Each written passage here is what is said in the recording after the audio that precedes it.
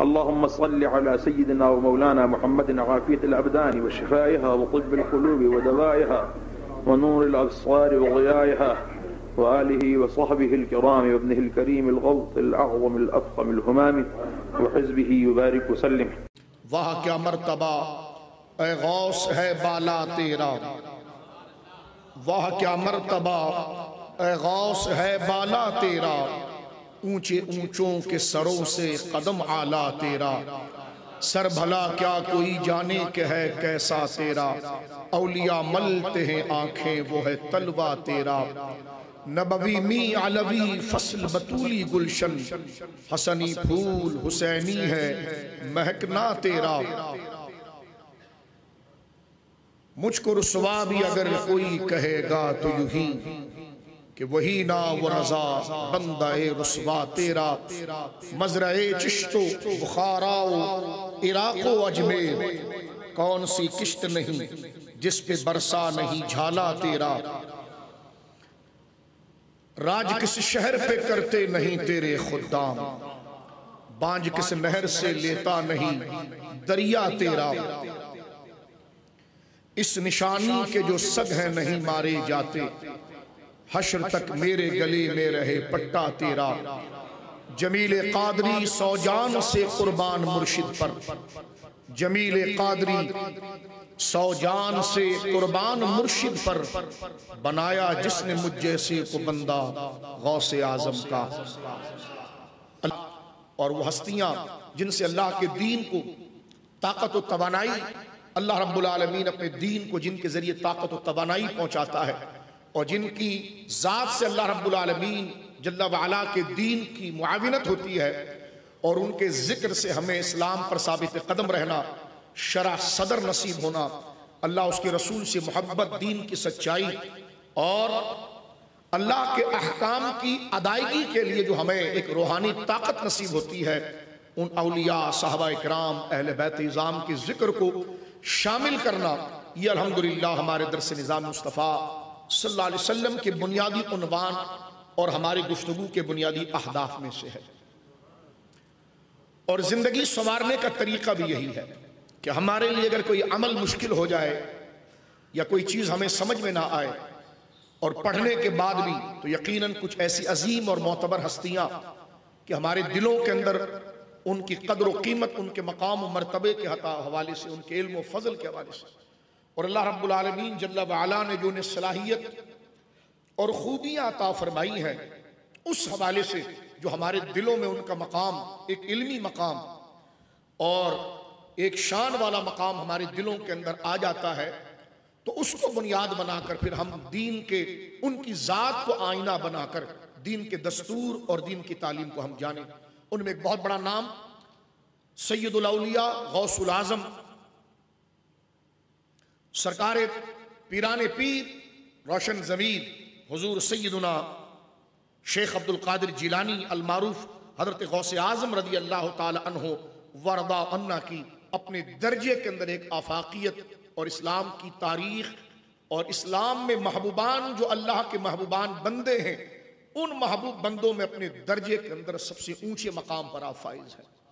आपका ये मुबारक कौल कि अफलशुमूसुल अव्वलीन व शमसुना अबदन अला उफ़ुक़िल उला ला तग़रुब, के हुए कि पिछलों के अफलशुमूसुल अव्वलीन व शमसुना, पहले जो लोग आए, या अफलशुमूसुल अव्वलीन यानी आप अपने मुआसर और जो आपके दर्जे और आपके तबके के लोग हैं उनके बारे में फरमाते हैं कि उनकी इल्म और उनकी शान का सूरज बड़े जोबन से तुलू हुआ था, लेकिन अफलशुमूसुल अव्वलीन, लेकिन वो अपने वक्त पर गुरूब हो गया, लेकिन वो शम्सुना, लेकिन अल्लाह ने जो मुझे वो शान शौकत और मकाम और इज़्ज़त अता फरमाया, सरकार गौसे आज़म तहदीस नेमत के लिए उस शुक्राने को अपने कसीदे में जिक्र करते हैं। वह शमसुना अबदन अला उफ़ुक़िल उला ला तग़रुब, फरमाया मुझे अल्लाह ने वो बुलंदी और शान अता फरमाई है कि कमाल और इल्म पर मेरा सूरज इस तरह चढ़ा है कि जिसे अल्लाह ने गुरूब नहीं फरमाया। यह आपके कसीदा मुबारका के अंदर आपने तहदीस नेमत के लिए इस बात को जिक्र किया। हज़रत गौसे आज़म के लिए एक नहीं, कई नशिस्तें भी कम हैं उनके मकाम और मर्तबे, और उनकी शान व अजमत को जानने के लिए। ये मुबालगा नहीं, हकीकत है। आज का ये दर्स हमारा मकाम गौस आज़म रज़ी अल्लाह ताला के उन्वान से है। गौस आज़म एक ऐसी आफाकी शख्सियत है। मैं थोड़ी सी बात करके आगे बढ़ना चाहता हूँ। पहम अभी पेदर पर इंशाअल्लाह अल्लाह ने ज़िंदगी दी तो गौस आज़म रज़ी अल्लाह ताला की ज़िंदगी के मुख्तलिफ पहलू को हम समझने की कोशिश करेंगे। कल भी हमारी मस्जिद जामे मस्जिद हबीबिया में तफसीलन इंशाअल्लाह सरकार गौस आज़म रज़ी अल्लाह ताला के मकाम व मर्तबे के ख़ास पहलू पर गुफ्तगू करेंगे। सरकार गौस आज़म रज़ी अल्लाह ताला को अल्लाह ने वो कमालात अता फरमाए हैं कि कोई शख्सियत किसी एक खूबी के अंदर मुमताज़ होती है, किसी एक कमाल के अंदर मुमताज़ होती है, लेकिन एक इंसान के अंदर जितनी जहतें होती हैं कि जहां से कोई दूसरा शख्स उस जहत से उसके कमाल को कबूल करता है, नबी करीम अलैहिस्सलाम के वसीले से ख़ास इनायत अपने दर्जे में हुज़ूर गौस आज़म को यह है कि अल्लाह ने हर शोबे के अंदर आपको मुमताज़ और अव्वल बनाया है। आपका नस्ब पाक आज हम गुफ्तगू करेंगे इस पर और कोशिश करेंगे कि वो बातें जिक्र करें कि वो जो आपके जहनों में भी और कुछ ऐसी बातें जो सरकार के ख़ानदान, सरकार गौस आज़म के ख़ानदान के हवाले से इंतहाई अहमियत रखती है और वो अल्लाह ने आपको वो शान ख़ानदानी वजाहत अता फरमाई है जिसको सुनकर यकीनन हमारे दिलों के अंदर औलिया की मोहब्बत पहले से ज़्यादा मौजज़न हो जाएगी। तो गौस आज़म रज़ी अल्लाह ताला को अगर देखें, किसी भी शख्सियत की जब बायोग्राफी लिखी जाती है तो उसके ख़ानदान को डिस्कस किया जाता है, उसके असातिज़ा को डिस्कस किया जाता है, उसके तलामिज़ा, उसके शागिर्द, उसके उस्ताद कौन थे, वो किस इलाके में आया, किस दौर में आया, उस दौर में कैसे कैसे लोग मौजूद थे, उन अजीम लोगों में इसका अपना क्या मकाम था, इसमें ऐसी क्या सलाहियत थी कि जिसकी वजह से उन अजीम और बुलंद लोगों के दरमियान ये बिल्कुल निखर कर वाज़े हो गया। और फिर इसके अंदर क्या सलाहियत थी, मामला मसलन दीन के एतबार से, दीन के जितने शोबाजात हैं, अकीदे का है, अखलाक का है और आमाल का है, उसमें उसको किस कदर कमाल और मकाम हासिल था। लोगों के साथ मामला करने में सियासत के एतबार से और उसके अंदर अपनी ज़ात में बहादुरी, शुजाअत, हुस्न, कमाल, इस्तिकामत, लिल्लाहियत किस दर्जे तक थी, ये इंसान की ज़िंदगी के वो शोबाजात हैं। अगर आप मुझे सुन रहे हैं तो तवज्जो मेरी तरफ रखें। दीवारों पर जो चल रहा है वो होने दीजिए, आप जरा तवज्जो मेरी तरफ रखें। और जो सामने बैठे मैं उनसे दरख्वास्त करूंगा, सीखने आए तो तवज्जो रखिए, वरना पीछे जाकर बैठे, और ताकि कंसंट्रेशन से हम गुफ्तगू कर सकें। इतना सोच लें कि जिक्र किनका हो रहा है, वो आपके भी पीर हैं और हमारे भी पीर हैं, हमारे पीरों के पीर हैं। तो लिहाजा इस चीज़ को समझ कर जरा गुफ्तगू करें और हम पर भी बोझ ना डालें इतना नफ्सियाती कि किस अजीम हस्ती का मकाम बयान किया जा रहा है और हमारी तवज्जो अभी तक मबजूल नहीं है। कतन अगर आवाम को बताना मकसूद ना होता तो हम सोलो प्रोग्राम, यानी सोलो लाइव प्रोग्राम करने में अपने दिल को ज़्यादा महसूस करते हैं कि कम से कम अपनी दिल की बात हम कमा हक़हू अदा कर सकें। लेकिन लोगों के सामने तकरीर करना ये कल पर बड़ा बार होता है, क्योंकि आप अपनी सतह को समझते ही नहीं हैं और अपने मकाम को नहीं जानते जो अल्लाह ने आपको मकाम दिया है। तो अपने मकाम को जाने किस मकसद के लिए आए हैं। ऐसा तो नहीं कि किसी और काम से जाना था और कहीं और आप बढ़ गए। तो गौस आज़म को सुनने के लिए आए हैं, उस अजीम और बरगुज़ीदा शख्सियत को सुनने के लिए आए हैं, तो तवज्जो रखिए ताकि सारा टाइम आपको समझाने में ना गुजर जाए, कुछ हम जो पढ़ना पढ़ाना चाहते हैं उस तरफ भी हमारी तवज्जो रहे। अल्लाहुम्मा सल्ली अला मुहम्मद व बारिक वसल्लम। मैं अर्ज कर रहा था कि एक शख्सियत के अंदर जितने कमालात होने चाहिए जिसकी उसकी शख्सियत अपने दौर, अपने मुआसिर, अपने ज़माने और अपने बाद आने वालों के दरमियान याद रखी जाए, उसमें उसका ख़ानदान होता है, उसके बड़े जुल क़द्र उस्ताद होते हैं, इस वजह से उसको याद रखा जाता है। ख़ानदान बड़ा आला था, इस वजह से याद रखा जाता है। उस्ताद उसके बड़े मुस्तनद थे, अपने वक्त के ज़माने के इमाम थे, इस वजह से याद किया जाता है। उससे जिन्होंने इस्तिफ़ादा किया है वो बड़े निखरे हैं, इस वजह से याद किया जाता है। उस बंदे की अपनी शख्सियत के अंदर कि उसकी उम्र अगर अल्लाह ने उनको दी है तो उसके इल्म का क्या कमाल था, इल्म कैसे हासिल किया, कैसी उसकी जहानत थी, इल्म के लिए कैसी कोशिशें की, हक को कबूल करने के लिए और इल्म को हासिल करने के लिए कैसी कैसी कुर्बानियां उसने दी, कैसा खुदा ने उसको हाफजा दिया था, उसने किस तरह फिर डिलीवर किया आगे लोगों को। और हालात अगर हक का वो ऐसा दाई और हक का ऐसा मुहाफिज के हक के मुकाबले पर जब बातिल ने हक को मिटाने की कोशिश की तो वो किस तरह इस्तिकामत के साथ जमा, अपने इल्म को उसने हक को साबित करने के लिए कैसे लिया, अपने बदन को कैसे लिया, क्या क्या कुर्बानियां उसने दी, और फिर जब वो दुनिया से गया तो अपने पीछे कैसे लोगों को छोड़ गया, कैसी तालीमात छोड़ गया। फिर उसके दौर के बाद क्या उसके हम पल्ला लोग आए, उस जैसे लोग आए या उससे बड़े लोग आए, ये जितने उन्वान बना लीजिए। सरकार गौसे आजम की विलादत तो 470 हिजरी में होती है और विसाल आपका 561 हिजरी में होता है। उमर शरीफ आपकी 90 साल या 91 साल बनती है, लेकिन उस दौर से 561 हिजरी ही नहीं बल्कि 470 हिजरी से लेकर मौजूदा 1443 हिजरी 43 हिजरी तक, इस 1000 साल में गौसे आजम जैसा इन तमाम कमाल में कोई बंदा पैदा ही नहीं। ये कोई तकरीरी जोश नहीं। अल्लाह ने जो मकाम और मर्तबा इन तमाम शोबों में, खानदान देख लें, उस्ताद देख लें, शागिर्द देख लें, दौर देख लें, अपनी जात को देख लें, अपने बाद जो छोड़ा है उसको देखें। 1000 साल हो गए हैं। इमाम अहमद रजा ने आपके बाद आपकी सालिहात, बाकियात, जो नेकी और खिदमात आपने छोड़ी है, उस एक वसी मजमून को इमाम अहमद रजा ने एक लफ्ज में याद किया कि राज किस शहर पे करते नहीं तेरे खुद्दाम। फरमाया है वो तेरे गुलाम लेकिन इलाकों पर राज करते हैं। फरमाया आज जहां से सूरज निकलता है और जहां सूरज डूबता है, आज इस्लाम जिनके नामों से फैला या इस्लाम जिनके नामों से पहचाना गया, चाहे वो अमेरिका हो या ऑस्ट्रेलिया का एक बर्रे आजम हो, चाहे यूरोप का बर्रे आजम हो, चाहे एशिया का बर्रे आजम हो, चाहे अफ्रीका का बर्रे आजम हो, वहां आज भी इस्लाम जिनके नामों से पहचाना गया, जिसकी वजह से लोगों ने इस्लाम को जाना और आज भी उनकी रूहानी और जाहिरी अकीदत उनके गुंबदों से वाबस्ता है।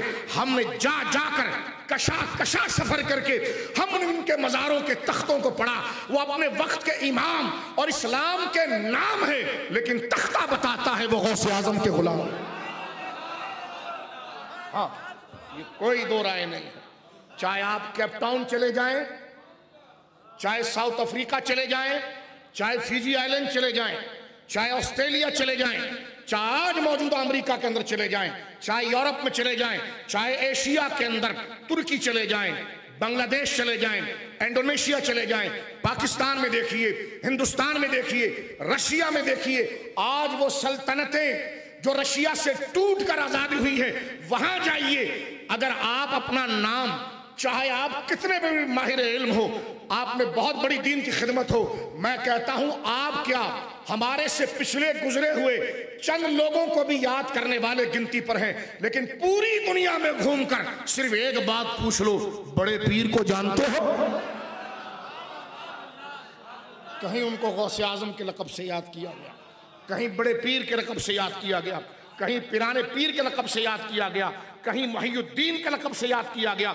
मैं कहना यह चाहता हूं आपसे कि आज भी दुनिया में जितने ऊंचे मज़ारात या उलमा जिन्होंने पथरीली कुफ्र की सख्त जमीन को तबलीग दीन से हमवार किया और आज जो इस्लाम का चमन खुशबू दे रहा है, मैं कहता हूं आज भी आप जाइए और उनके मज़ारात और शजरे को पढ़िए। वो या तो बराए रास्त गौसे आजम के मुरीद हैं या आपके मुरीदों के गुलामों के गुलाम हैं। हाँ, आप चाहें शेख शहाबुद्दीन सहरवर्द को पढ़ के देखें। हमारे आका, हमारे मौला, ये एक एक शख्सियत अपने वक्त, एक जमाना है, एक दौर है। शेखुल मशाइख शेख शहाबुद्दीन सहरवर्द को आप पढ़ के देखिए। हुजूर सैयदुना हुजूर मुहियुद्दीन इब्न अरबी को पढ़ के देखिए। मुहियुद्दीन इब्न अरबी जो है, कितना बड़ा नाम है तसव्वुफ का, ये 3 दर्जे नीचे के गुलाम है गौसे आजम के। अगर आपकी तबीयत होगी तो मैं शजरा बताऊंगा, नीचे दर्जे के गुलाम है मेरे दोस्त। हजरत इमाम राजी तफसीर का एक इमाम है, वो 3 वास्तों से गौसे आजम के कदमों तक पहुंचते हैं। सिलसिला नक्शबंदिया में आ जाए, चिश्तिया में आ जाए, सहरवर्दिया में आ जाए, इल्म की अगर आप दरक रखते हैं तो उसमें आ जाए। गौसे आजम रज़ी अल्लाह तआला को अल्लाह रब्बुल आलमीन ने इल्म ज़ाहिर में भी और इल्म बातिन के अंदर भी इमामत का वो दर्जा अता फरमाया है।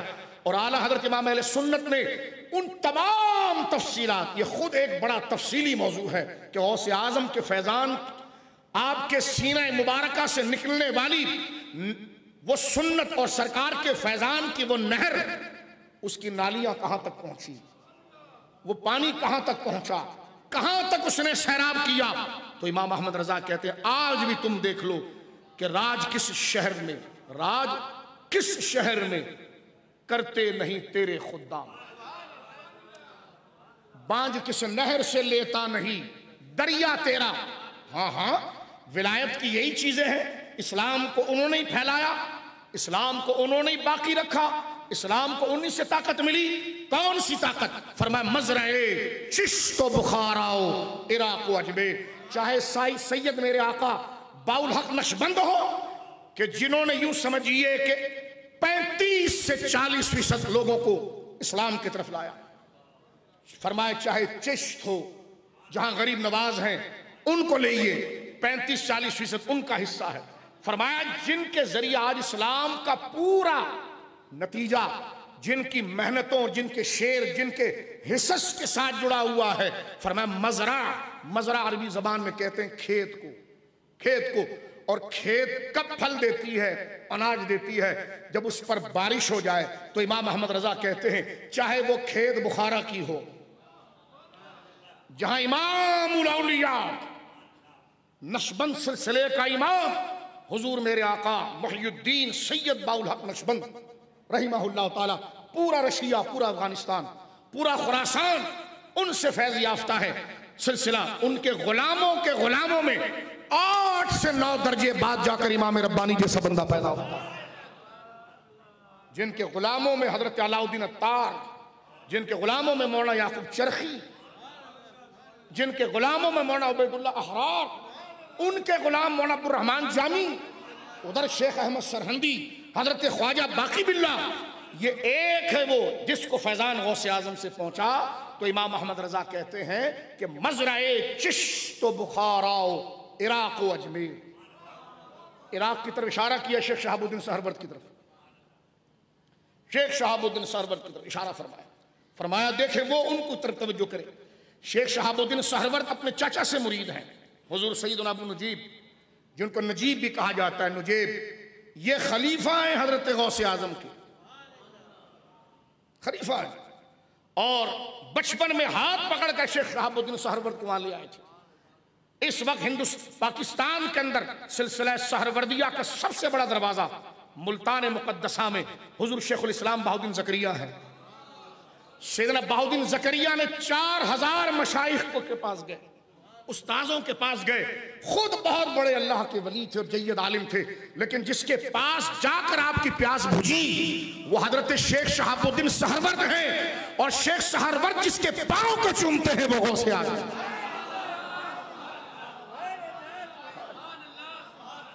ये मकाम सरकार गौसे आजम रज़ी अल्लाह तआला के।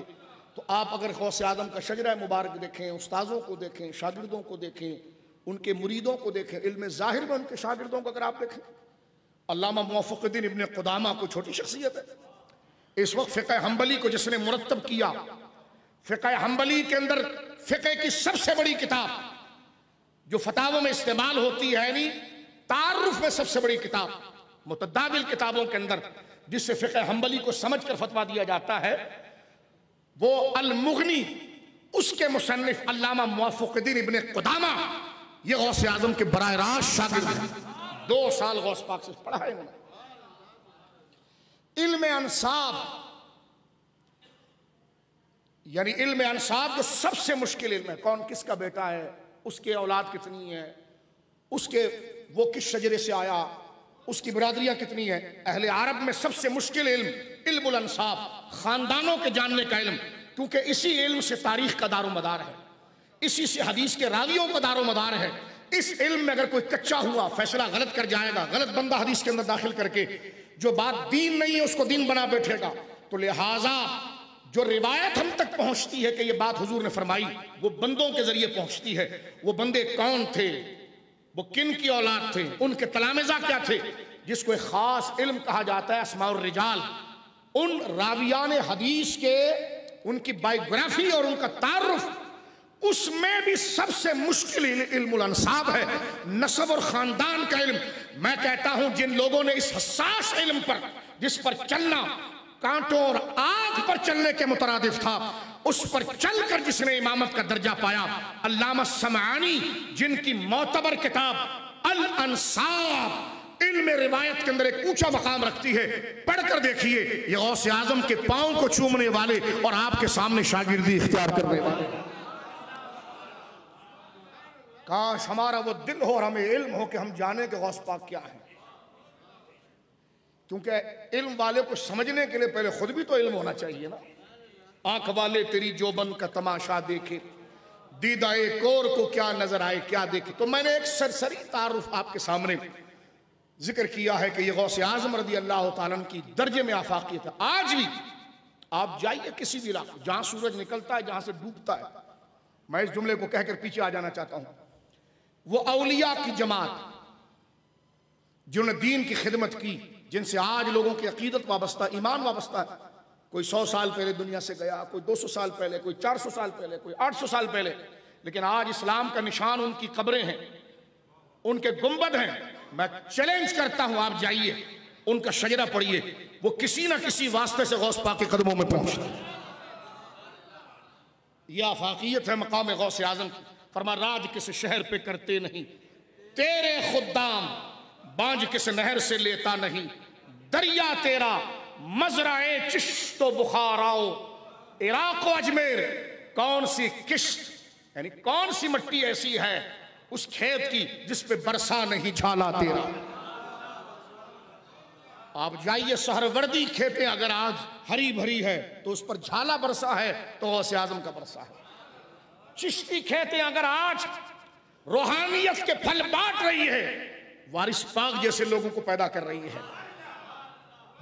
बख्तियार काकी, बाबा फरीद, ख्वाजा निजामुद्दीन औलिया हमारे आका, ऐसे लोग जिस खेत के फल बने उस खेत का पानी कितना साफ होगा। फरमाया राज किस मजरे चिश्तो बुखाराओ, इराको अजमेर कौन सी किश्त नहीं जिस पे बरसा नहीं झाला। तो ये सरकार गौसे आजम की आफाकियत है। हमारे वहां यूं होता है कि एक साल हम मोहब्बत कर बैठते हैं, फिर हमारा जज्बा नीचे हो जाता है।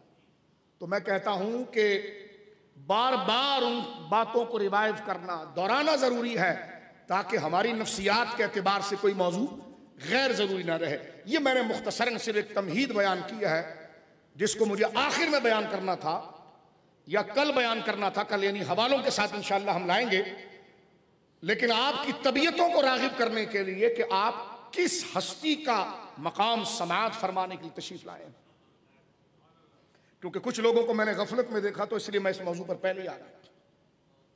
क्योंकि मकसद अपनी इल्मियत नहीं दिखाना है, बताना है कि बैठने के कुछ आदाब होते हैं, बोलने के कुछ आदाब होते हैं, सुनने के कुछ आदाब होते हैं। हमने बुजुर्गों से तो यहां तक सुना है कि बगैर वजू के गौस पाक का नाम ना लिया जाए।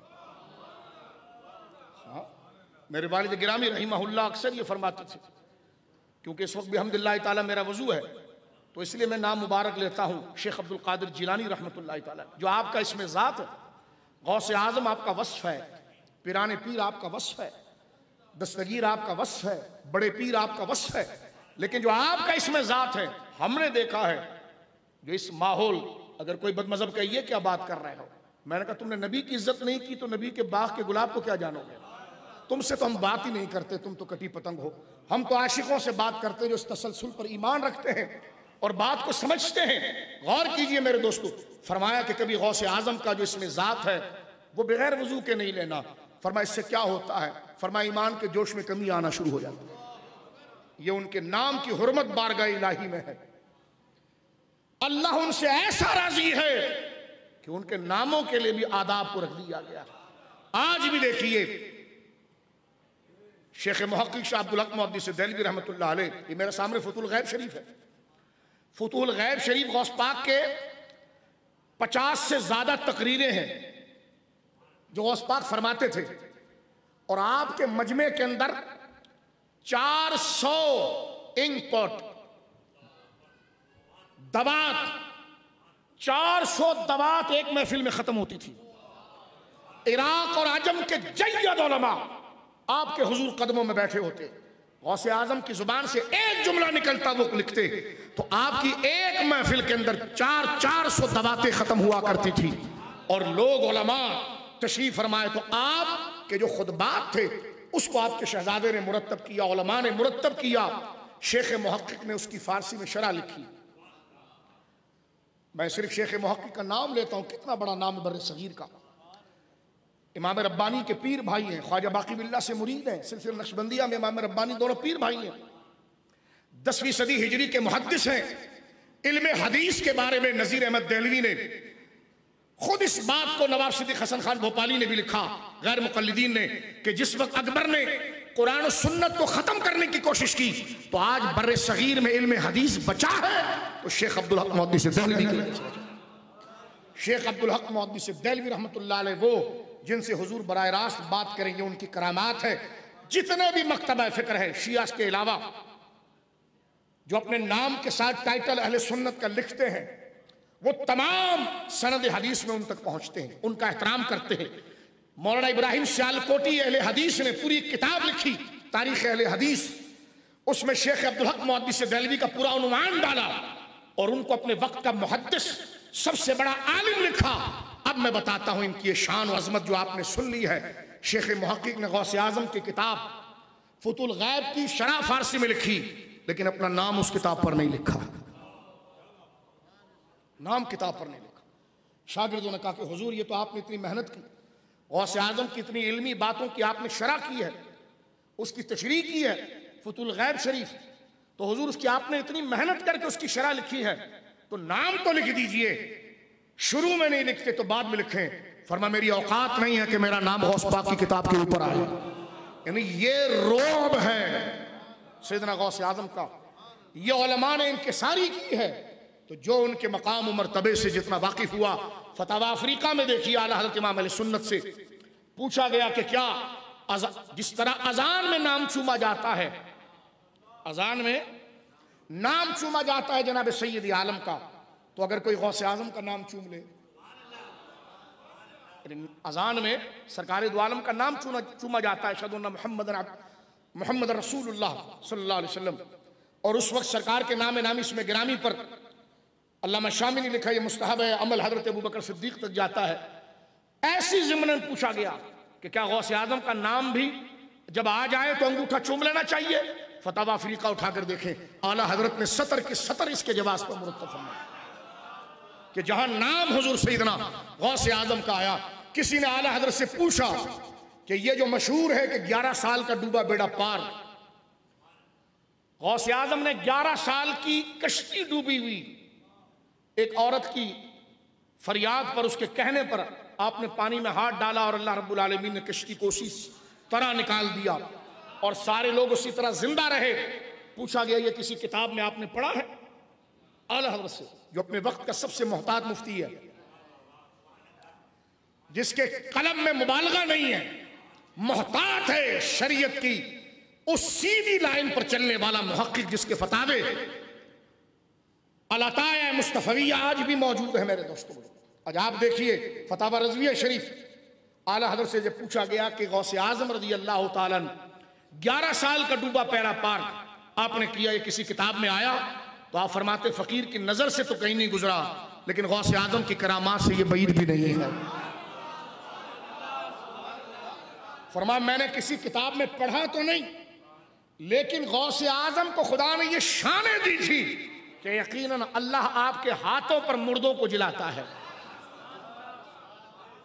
मुर्दा दिलों को जिंदा कर देता है, मुर्दा मैयतों को जिंदा कर देता है। यानी मैं सिर्फ बता रहा हूं अपने वक्त के इतने बड़े बड़े इमाम किस तरह गौसे आजम के सामने हाथ बांधे नजर आते हैं।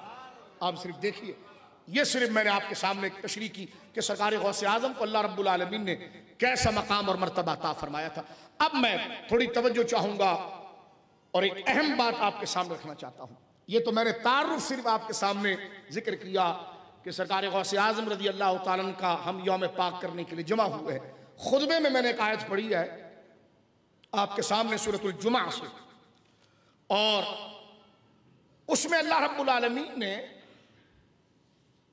इस मकसद को जिक्र किया है कि मैंने अपने नबी को भेजा क्यों है बहुत दिलचस्प और बुनियादी बात जो हर बच्चे को भी समझनी चाहिए, बूढ़े को भी समझनी चाहिए, जवान को भी समझनी चाहिए और बहनों को भी समझनी चाहिए। और सवाल है ना, नबियों को भेजा क्यों जाता है? अल्लाह ने हमारे आका अलैहिस्सलाम की बैसत क्यों फरमाई? आपकी बैसत का मकसद क्या है? तो कुरान करीम जिक्र करता है, इसलिए कि यतलू अलैहिम आयातिही व युज़क्की, यतलू अलैहिम आयातिही व युज़क्कीहिम व युअल्लिमुहुमुल किताब वल हिकमा व इन कानू मिन क़ब्ल लफ़ी ज़लालिम मुबीन। फरमाया हमने अपने नबी मुकर्रम को इसलिए भेजा है यतलू अलैहिम आयातिही, ताकि वो हमारी आयात की तिलावत तुम्हारे सामने करे। अब तिलावत का माना है कि जो अल्फाज है उसको पढ़कर बताए। मसलन गौर कीजिए बिला तशबीह, औज़ु बिल्लाहि मिनश शैतानिर रजीम, अल्हम्दुलिल्लाहि रब्बिल आलमीन, ये अल्फाज हैं। फिर इसका तर्जुमा क्या है? ये दूसरा शोबा है। ये उसके मीनिंग्स क्या है? ये दूसरी बात है। फिर उस तर्जुमे से असल मुराद क्या है? वो उसका तीसरा माना। यतलू अलैहिम से मुराद सिर्फ ये है कि उसके कलिमात को प्रोनाउंस कर दें कि अल्हम्दुलिल्लाह, हा कैसा पढ़ा जाएगा, मीम कैसी पढ़ी जाएगी, दाल कैसा पढ़ा जाएगा, इसमें जलालत का तलफ़ुज़ कैसे होगा, रब का रा कैसा पढ़ा जाएगा, बा कैसा पढ़ा जाएगा, अलिफ लाम जिस तरह के नाजरा पढ़ाया जाता है ना, ये तो कुरान ये कहता है कि हमने नबी मुकर्रम सल्लल्लाहु अलैहि वसल्लम को इसलिए भेजा। पहली बात, यतलू अलैहिम आयातिही, बहुत बुनियादी सवाल यहां पर हल होगा, जरा तवज्जो कीजिए। यतलू अलैहिम आयातिही, हमने नबी को भेजा इसलिए कि ये नाजरा तिलावत करे, जो जाहिरन मैंने माना किया, ये कुरान की तिलावत करे उन पर, हमारी आयतों की। वयुज़क्कीहिम, फिर उनको साफ सुथरा करे। वयुअल्लिमुहुमुल किताब वल हिकमा, फिर उस कुरान के मानी क्या है, उसका मतलब क्या है, उसकी तशरीह क्या है, उसकी तफसीर क्या है, उसकी सही इंटरप्रिटेशन क्या है, ताबीर क्या है। वयुअल्लिमुहुमुल किताब, ये तीसरी चीज है, ये बताएगा। किताब की तिलावत करेगा, सही तरीके से उसका प्रोनाउंस करना बताएगा, क्योंकि जहां कुरान का तर्जुमा समझना जरूरी है वहीं उसको सही पढ़ना भी जरूरी है। वरत्तिलिल कुरान तरतीला, कुरान को तरतील के साथ पढ़ो, ठहर ठहर के पढ़ो, हर हर्फ को उसके मखरज से अदा करो, तजवीद के कवायद की रियायत करके पढ़ो। तो जिस तरह कुरान क्या कहता है इसका समझना जरूरी है, उसी तरह कुरान कैसा पढ़ा जाता है ये उससे पहले जरूरी है। तो अल्लाह रब्बुल आलमीन ने अपने महबूब करीम सल्लल्लाहु अलैहि वसल्लम की बैसत की पहली वजह जो बताई वो ये है, यतलू अलैहिम आयातिही, मेरा नबी मुकर्रम उन पर आयात की तिलावत करता है। इसलिए आप देखते हैं इल्म दीन हासिल करने का पहला दर्स ये होता है कि पहले बच्चा कुरान को सीखता है, पढ़ने को सीखता है, उसके बाद उसके मानी की तरफ चलने के लिए इल्म की सीढ़ी आगे बढ़ता है कि कुरान कह क्या रहा है, उसको समझने की कोशिश करता है। फिर वो जो कह रहा है कुरान, उसके तो कई तर्जुमे बन सकते हैं। वो बात कैसे पता चलेगी जो अल्लाह की मर्जी है इसमें, जो मुराद है इसमें, जो मकसूद है इसमें, वो उसकी तफसीर है। तो फरमाया हमने नबी मुकर्रम को भेजा इसलिए कि वो तुम में तिलावत करे, तुम्हें पाक साफ करे और कुरान का तर्जुमा, तालीम, तफसीर तुम्हें बताए। व इन कानू मिन क़ब्ल लफ़ी ज़लालिम मुबीन, जबकि तुम इससे पहले खुली गुमराही के अंदर थे। अब आप देखें, तीन बातें नबी पाक की शान बयान कर दी, तिलावत कुरान, तज़किया और तालीम कुरान, के कुरान का तर्जुमा क्या होगा। अब आप इसको देखिए, तज़किये से क्या मुराद है, पहले मैं इसको हल कर देता हूं ताकि फिर उस तरफ चलते हैं।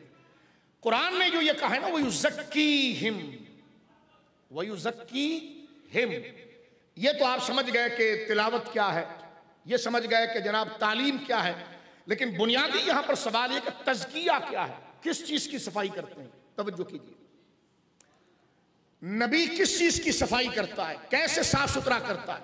तो तज़किये से मुराद यह है कि इंसान की बातिन में कुछ आदतें खराब हैं, चोरी करना, खयानत, झूठ, बेहयाई, बुज़दिली, फरेब, तकब्बुर, अनानियत, बुग़्ज़, हसद, ये वो गंदी आदतें जो तबीयत के अंदर हैं, इसको तब्दील कर देना अच्छी आदत की तरफ। झूठ की आदत को कम से कम करके खत्म कर देना और सच जो अच्छी आदत है वो उसके अंदर पैदा कर देना। बुज़दिली को खत्म करके जहां मौका बहादुरी का दिखाना है वो शुजाअत उसके अंदर पैदा कर देना। बुग़्ज़ को खत्म करके मोहब्बत और तारीफ, प्यार की आदत उसके अंदर, रिफ्क, दिल की नरमी पैदा कर देना। तकब्बुर के मुकाबले में उस आदत को अपनी तालीम के जरिए ऐसा समझाए, ऐसा बताए, तकब्बुर की बुराई बताए, उसके नुकसानात बताए, उसकी तबाही बताए, उन बुरे अखलाक की बुराइयां बताएं, उससे क्या खराबी होगी, कैसे कैसे नुकसानात उसे पहुंच सकते हैं। इन तमाम चीजों को उसकी अकल के मुताबिक समझाने के बाद फिर उस गंदी आदतों के मुकाबले में, तकब्बुर के मुकाबले में इनकिसारी और आजिज़ी को की सलाहियत को अंदर उसके उठाए। झूठ के मुकाबले में सच की ताकत को उसके अंदर उठाए। बेहयाई और बेशर्मी की आदत के मुकाबले में शर्म और इफ़्फ़त व पारसाई उठाए। इस प्रोसेस तरबियत को तज़किया कहते हैं और इसी अमल को तसव्वुफ कहा जाता है। गौर कीजिए। अब मैं आगे बढ़ जाना चाहता हूं। तसव्वुफ किसको कहते हैं? तसव्वुफ तो बना है सौफ से, स्वाद, वाव और फे, यानी फा, सौफ। सौफ अरबी जबान में कहते हैं ऊन को, ऊन के कपड़े होते हैं ना, सौफ, ऊन के कपड़े।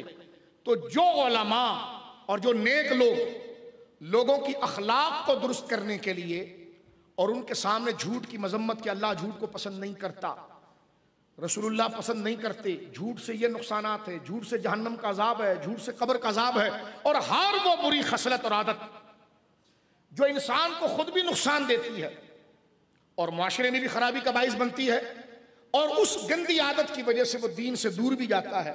तो उन गंदी आदतों के बारे में मुजम्मत, उसकी बुराई जो कुरान ने बयान की है, जो रसूलुल्लाह ने बयान की है, और फिर उस बुराई की वजह से उसकी अपनी जात पर क्या नुकसानात पड़ेंगे और माशरे पर क्या पड़ेंगे, वो सारी बुराइयां उसके सामने वाजे कर दी जाए।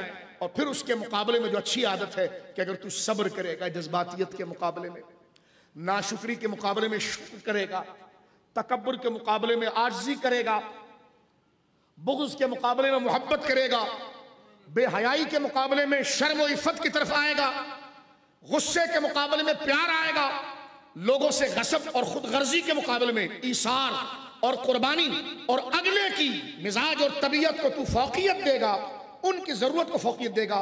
तो देखो अल्लाह ऐसे बंदों के बारे में ये कमाल जिक्र करता है, रसूलुल्लाह ये कमाल जिक्र करते हैं, इसके लिए तेरे बदन पर ये भलाई होगी, तेरी आखिरत संवर जाएगी। इस पूरे अमल को तरीकत कहा जाता है।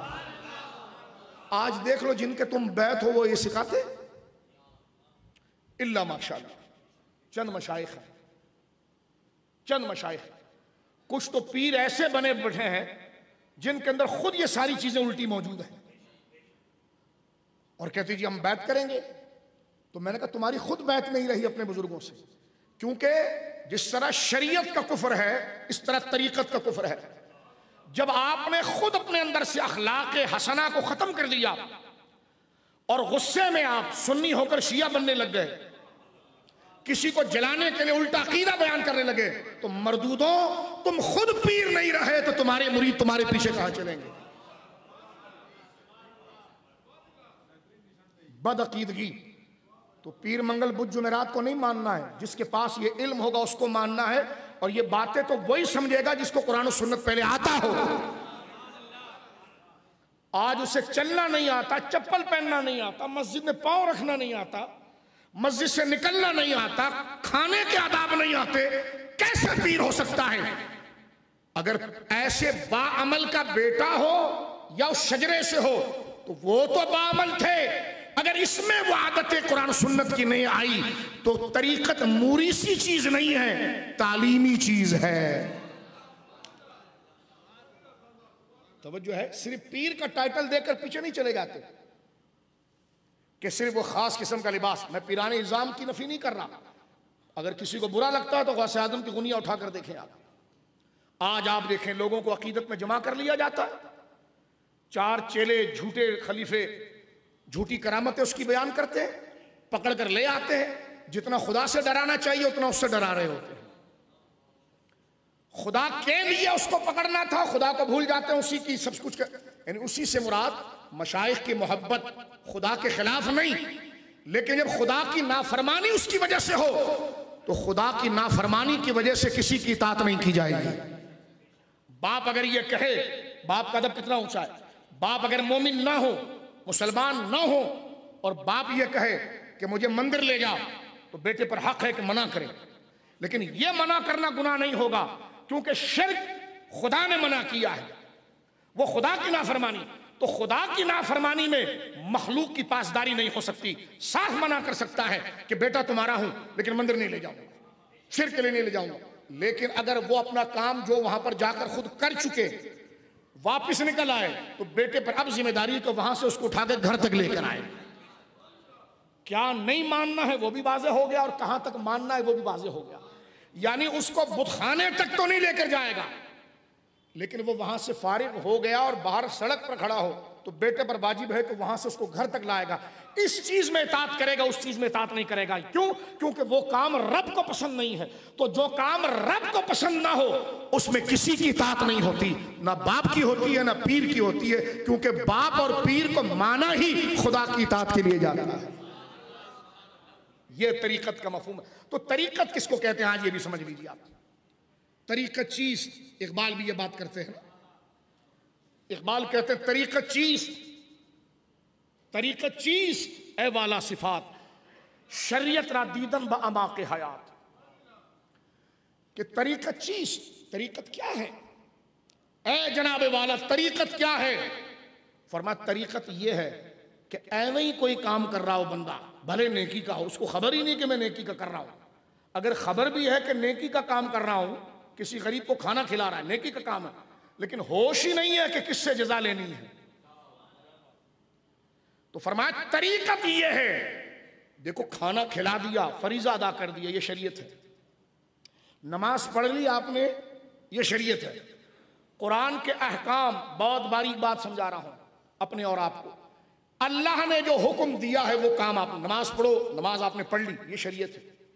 लेकिन किसके लिए पढ़ी, ये तरीकत है। किससे अजर लेना है, ये तरीका। तो फरमाया शरीयत को अंदर से देखना, नीयतों के साथ देखना कि किसके लिए आया था, किसको दिखाना चाह रहा था। तो शरीयत तो वो ज़ाहिरी फिजिकल बन गया सारा कानून, लेकिन तरीकत उसके पीछे वो नीयत है, वो फिक्र है, वो तहरीक है कि किसकी रिजा के लिए किया, किसके कहने पर किया, किसको राजी करने के लिए किया, किससे अजर लेने के लिए किया। ये फिक्र जो पीछे से बेदार करता है उसको मुर्शिद कहते हैं, उसको मुर्शिद कहते हैं। और ये फिक्र की बेदारी के प्रोसेस को तरीकत कहा जाता है। तो मेरे दोस्तों बुजुर्गों, देखिए कुरान मजीद ने इस बात को जिक्र किया है। लोगों के जहनों में कंफ्यूजन होती है कि तरीकत क्या है, तो इस माने को थोड़ा सा मैंने आपको समझाया। शरीयत भी अरबी जबान में रास्ते को कहते हैं, तरीकत भी अरबी जबान को रास्ते को ही कहते हैं। लेकिन एक है रास्ते पर चलना, एक है दिल लगाकर चलना। मेरा इमाम अहले सुन्नत आप बड़ी खूबसूरत इसकी ताबीर लिखते हैं। शरीयत शारे फैसल, शरआ शारे रास्ता, तरीकत तरीक रास्ता, दोनों रास्ता। अरबी जबान में रास्ते को सिरात भी कहते हैं, सबील भी कहते हैं, शरीयत भी कहते हैं, तरीकत भी कहते हैं। यानी एक रास्ते को याद करने के कई अल्फाज हैं, लेकिन आप कहें जनाब रास्ता तो एक ही है, लफ्ज क्यों उस पर इतने बोलने वाले बदल रहे हैं? मैंने कहा इसलिए कि लफ्जों में कोई खास कैफियत बदलती है तो फिर लक़ब भी बदल जाता है। शरीयत कहते हैं बस चलना, तरीकत कहते हैं उस तर चलने में दिल लगाकर चलना, दिल लगाकर चलना। और इसमें जितना दिल लगेगा तो उसकी पहचान मिलेगी, यही मारिफत है। और जब वो मिल गया तो यही हकीकत है। तो यही शरीयत है, यही तरीकत। यानी जिस तरह आप कोई फल खाते हैं जिस पर छिलके होते हैं, मगज अंदर होता है। आप ऑरेंज ले लें, आप कोई ऐसा फल ले लें कि जिसको आप ऊपर से नहीं खा सकते, उसको छीलना पड़ता है। जैसे बनाना, केला है, इसको इस तरह समझ लीजिए, शायद मैं अपनी बात आपको समझा सकूं। तो ये जो ऊपर का खोल है ना, बिला तशबीह, आपका मकसद खौल से नहीं है, लेकिन खौल को पकड़े बगैर, कबूल किए बगैर, उसमें कोशिश किए बगैर अंदर मगज तक पहुंचेंगे भी नहीं। तो ये खौल शरीयत है। वहां तक अपनी गर्ज और लालच में पहुंचना ये तरीकत है। उस चीज को समझ लेना कि इसमें जायका है, ये मारिफत है, और वो रस ले लेना ये हकीकत है।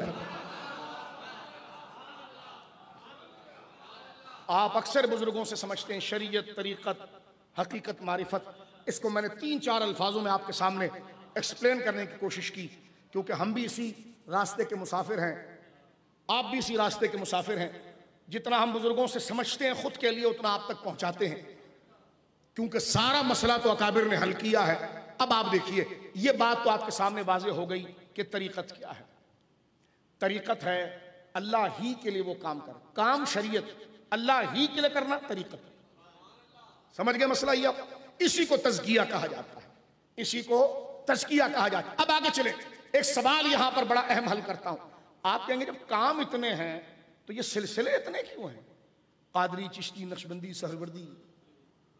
और ये मैं तहदीस नेमत से लिए कहूं, तहदीस नेमत के लिए, कि ये वाहिद मजलिस है जिस पर ये मसला हल हो रहा है। ये मैं आपकी खिदमत में अर्ज करूं, और यह कोई अपनी बड़ाई के लिए नहीं, कोई अपनी बड़ाई के लिए नहीं, अपनी बड़ाई के लिए नहीं मेरे दोस्तों बुजुर्गों, बल्कि ये फैजान इमाम अहमद रजा का है। तो महफिल की कदर करें। अब गौर करें, सवाल जहन में आ सकता है, कभी आप सुनते होंगे भाई कि ये कादरी है। मैंने इसलिए कहा कि गौस पाक पर तकरीर एक नहीं हो सकती।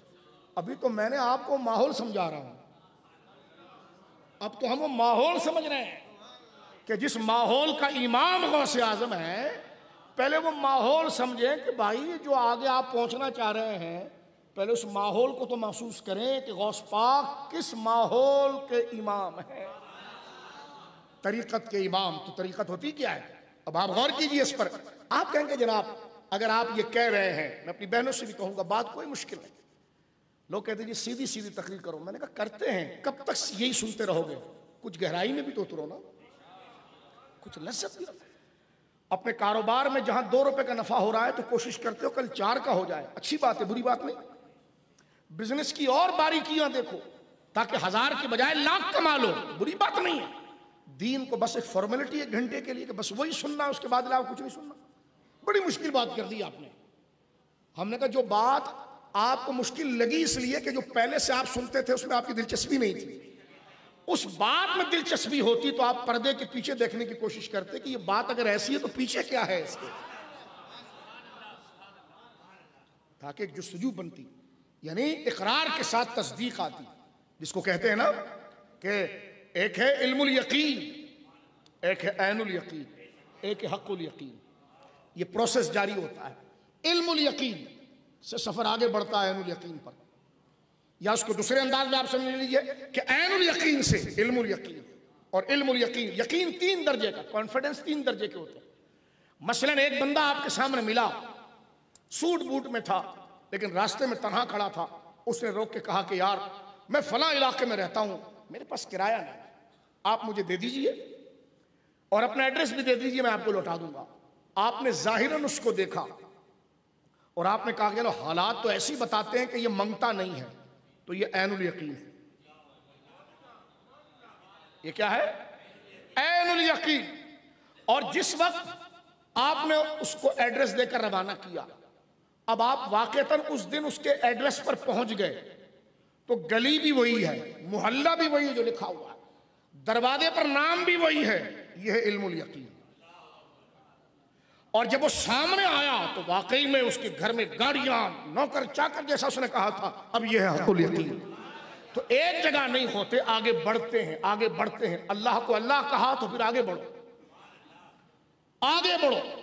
और किस रास्ते से आगे बढ़ो? जो हुजूर ने सिखाया है, कुरान और सुन्नत का रास्ता। खुद को गौसे आजम के हवाले करो, दुरूस को दिलचस्पी से सुनो, अपनी गर्ज और अपनी हाजत समझ के सुनो। जिस तरह भूख लग जाए तो 1 किलोमीटर का सफर करके भी बंदा रोटी लेने चला जाता है, इसलिए कि उसकी जरूरत और गर्ज है। दीन के अगर इससे 5% भी गर्ज आ जाए ना, तो बंदे की रात भी निखर जाती है और दिन भी निखर जाता है। हम अपनी दिलचस्पी पैदा नहीं करते, उसको सिर्फ एक फॉर्मेलिटी समझते हैं, 2-2.5 घंटे का इंटरमेंट है, बस इतनी छोटी सी चीज है, बस के अलावा कुछ भी नहीं। तो जितने देर का समझेंगे उसका असर उतना ही रहेगा। अगर दीन को हम पूरी जिंदगी का समझे ना, तो यहां सिर्फ चटाई पर कपड़े झाड़ कर नहीं जाएं, घर में भी नहीं कर जाएं। अब मेरे दोस्तों में आगे बढ़ रहा था, तरीकत शरीयत पर अमल का नाम है। इन्नमल अमालु बिन्नियात, अमल का दारो मदार नीयतों पर है। अमल का दारो मदार, वो क्या आदतें हैं जिससे नीयत सुधर जाए, वो क्या आदतें हैं जिससे बुग़्ज़ निकल जाए, वो क्या आदतें हैं जिससे तकब्बुर निकल जाए, वो क्या आदतें हैं जिससे बेहयाई निकल जाए, वो क्या आदतें हैं जिससे तन्हाई के गुनाह निकल जाएं, लोगों के सामने पारसा हो, तन्हाई में बैठे, हाथ में मोबाइल है, जो चाहे देख रहे हैं। तन्हाई में पूछने वाला कौन है? ये गलीज ख्याल और एक बुनियादी याद से गफलत कौन देखने वाला है? रब देखने वाला है। उसके हुजूर उसका हिसाब होगा। तो जो शख्सियत अपने शागिर्द को इस रंग में तरतीब देती है, इसी को तज़किया कहते हैं, इसी को तरीकत कहते हैं। एक माना जल्दी से करके मैं आगे बढ़ जाना चाहता हूं मेरे दोस्तों बुजुर्गों। एक माना तरीकत का हमारे अक्सर उलमा ने जो लिखा है वो हदीस एहसान है, हदीस जिब्रील। सरकार के विसाल से 9 दिन पहले सरकार ने दुनिया से पर्दा करना है। मेरी बहनें और माएँ और बुजुर्ग सुने, सरकार ने 11 दिन के बाद पर्दा करना है, 7 दिन के बाद पर्दा करना। यूं समझ लीजिए, बाज़ उलमा ने लिखा कि कुरान मुकम्मल हो चुका है, सरकार ने भी रफीक आला का सफर करना है। इतने में जिब्रील अमीन हुजूर के पास आए हैं और सरकार के एक सहाबी की शक्ल में आए हैं। बाज़ उलमा ने कहा कि नहीं, दहिया कल्बी की शक्ल में पहले आते थे, अब नहीं आए, क्योंकि हजरत उमर ने कहा कि एक बंदा ऐसा आया है कि जिसको मैं जानता नहीं था, वो मदीने का लगता भी नहीं था। अगर मुसाफिर है तो उसके कपड़े मैले कुचेले होने चाहिए, दूर दराज से चल कर आया है तो दाढ़ी और बाल में गुबार होना चाहिए। लेकिन मैं बड़ा हैरान हुए हम। हजरत उमर कहते हैं कि सरकार के पास आया, ऐसा चेहरा था जिस तरह बस अभी गुस्ल करके आया है, बालों में तेल है, बाल चमक रहे हैं, दाढ़ी चमक रही है, कपड़ा सफेद सुथरा है। यहां पर अल्लाह मालिक कारी अलैहि रहमत कहते हैं कि अगर ये दहिया कल्बी होते तो हजरत उमर पहचान जाते। यहां जो ये कहा कि हम में से किसी ने नहीं पहचाना, हाँ, अक्सर सरकार के एक बड़े हसीन साहबी हैं, बहुत खूबसूरत थे, हजरत दहिया, उनकी शक्ल में जिब्रील आया करते थे। लेकिन आज एक कौल ये भी है, आज किसी की शक्ल में ना आए, बल्कि ऐसी की शक्ल में आए जिनको कोई जानता ही नहीं था। सरकार के पास आकर बैठ गए, सरकार से 5 सवालात किए। बैठे भी कैसे? जैसे आप अत्तहियात पढ़ते हैं नमाज में। यह हदीस दीन के बहुत बड़े हिस्से को बयान करती है। इस हदीस का अलग से एक नाम है, हदीस जिब्राइल। हदीस जिब्राइल इसका नाम है। हुजूर के पास आकर बैठ गए। कैसे बैठे? तवज्जो करूंगा, चाहूंगा हिल जुल नहीं रखना, तवज्जो कीजिए। कैसे बैठे? जैसे आप अत्तहियात पढ़ते हैं, तशहुद में बैठते हैं, सरकार भी इसी तरह बैठे हुए थे अलैहिस्सलातु वस्सलाम। जिब्रील भी आए और हजरत उमर कहते हैं सरकार के मुबारक घुटनों से अपने घुटने मिला दिए। अब मुझे बताइए, जब घुटनों से घुटने मिलाएंगे तो कितने करीब होंगे दोनों? यानी इधर सरकार जलबगर है। ये सारे तरीकत के राज है। इसी को सूफिया ने अडॉप्ट किया है कि मुर्शिद जब बैत करता है तो यही अंदाज होता है। मुर्शिद जब तासीर बातिन उसमें मुंतकिल करता है या उसे फैजान देता है या तलकीन करता है तो खलवत में फिर अंदाज ये होता है, क्योंकि जाहिर सी बात है, तरीकत हो या शरीयत हो, समझी और पहचानी तो हुजूर ही से जाएगी। अब जिब्रील अमीन हुजूर अलैहिस्सलातु वस्सलाम के साथ इस तरह बैठ गए कि घुटने से घुटना मिला लिया और सरकार से उन्होंने 5 सवालात किए। क़यामत कब आएगी, ईमान क्या है, इस्लाम क्या है। सरकार ने हर एक के जवाब दिए। क़यामत की अलामात क्या है, ईमान क्या है, इस्लाम क्या है। उसमें एक सवाल किया, मल एहसान। जो अब एहसान एहसान आप उर्दू में बोलते हैं, ये एहसान, अलिफ हलवे वाली हा, सीन अलिफ नून, मल एहसान। आप बताइए एहसान क्या है। हजरत उमर कहते हैं बड़ा मुझे ताज्जुब होता था, सवाल वो सरकार से करता था वो आदमी और हुजूर जवाब देते तो कहता हाँ आपने ठीक कहा। अरे जब पता है तो सवाल क्यों करता है। जब वो चले गए तो सरकार करीम ने फरमाया ये जिब्रील थे, तुम्हें दीन सिखाने आए थे। यहां पर आशिक जो हमारे मुहद्दिसीन सुन्नी उलमा बड़े इश्क की बात लिखते हैं, फरमाया जिब्रील अगर दीन सिखाने आए थे तो सहाबा के मजमे में खड़े होकर खुद खुतबा पढ़ देते। तो हमारे महबूब उलमा लिखते हैं, अल्लाह उनकी कब्र पर करोड़ों रहमत उतारे, फरमाया जिब्रील लाए तो दीन थे, मकाम मुस्तफ़ा देखिए, लाए तो दीन थे, अगर मजमे में खड़े होकर सबको यूं ही सुना देते तो बात दीन की तो थी लेकिन उम्मत पर वाजिब नहीं होती। अपनी बात हुजूर को दी और हुजूर ने जब कहा तो दीन बन गया। इसीलिए मेरे इमाम ने कहा ईमान है काले मुस्तफ़ाई, ईमान है। ईमान क्या है? जो हुजूर ने कह दिया।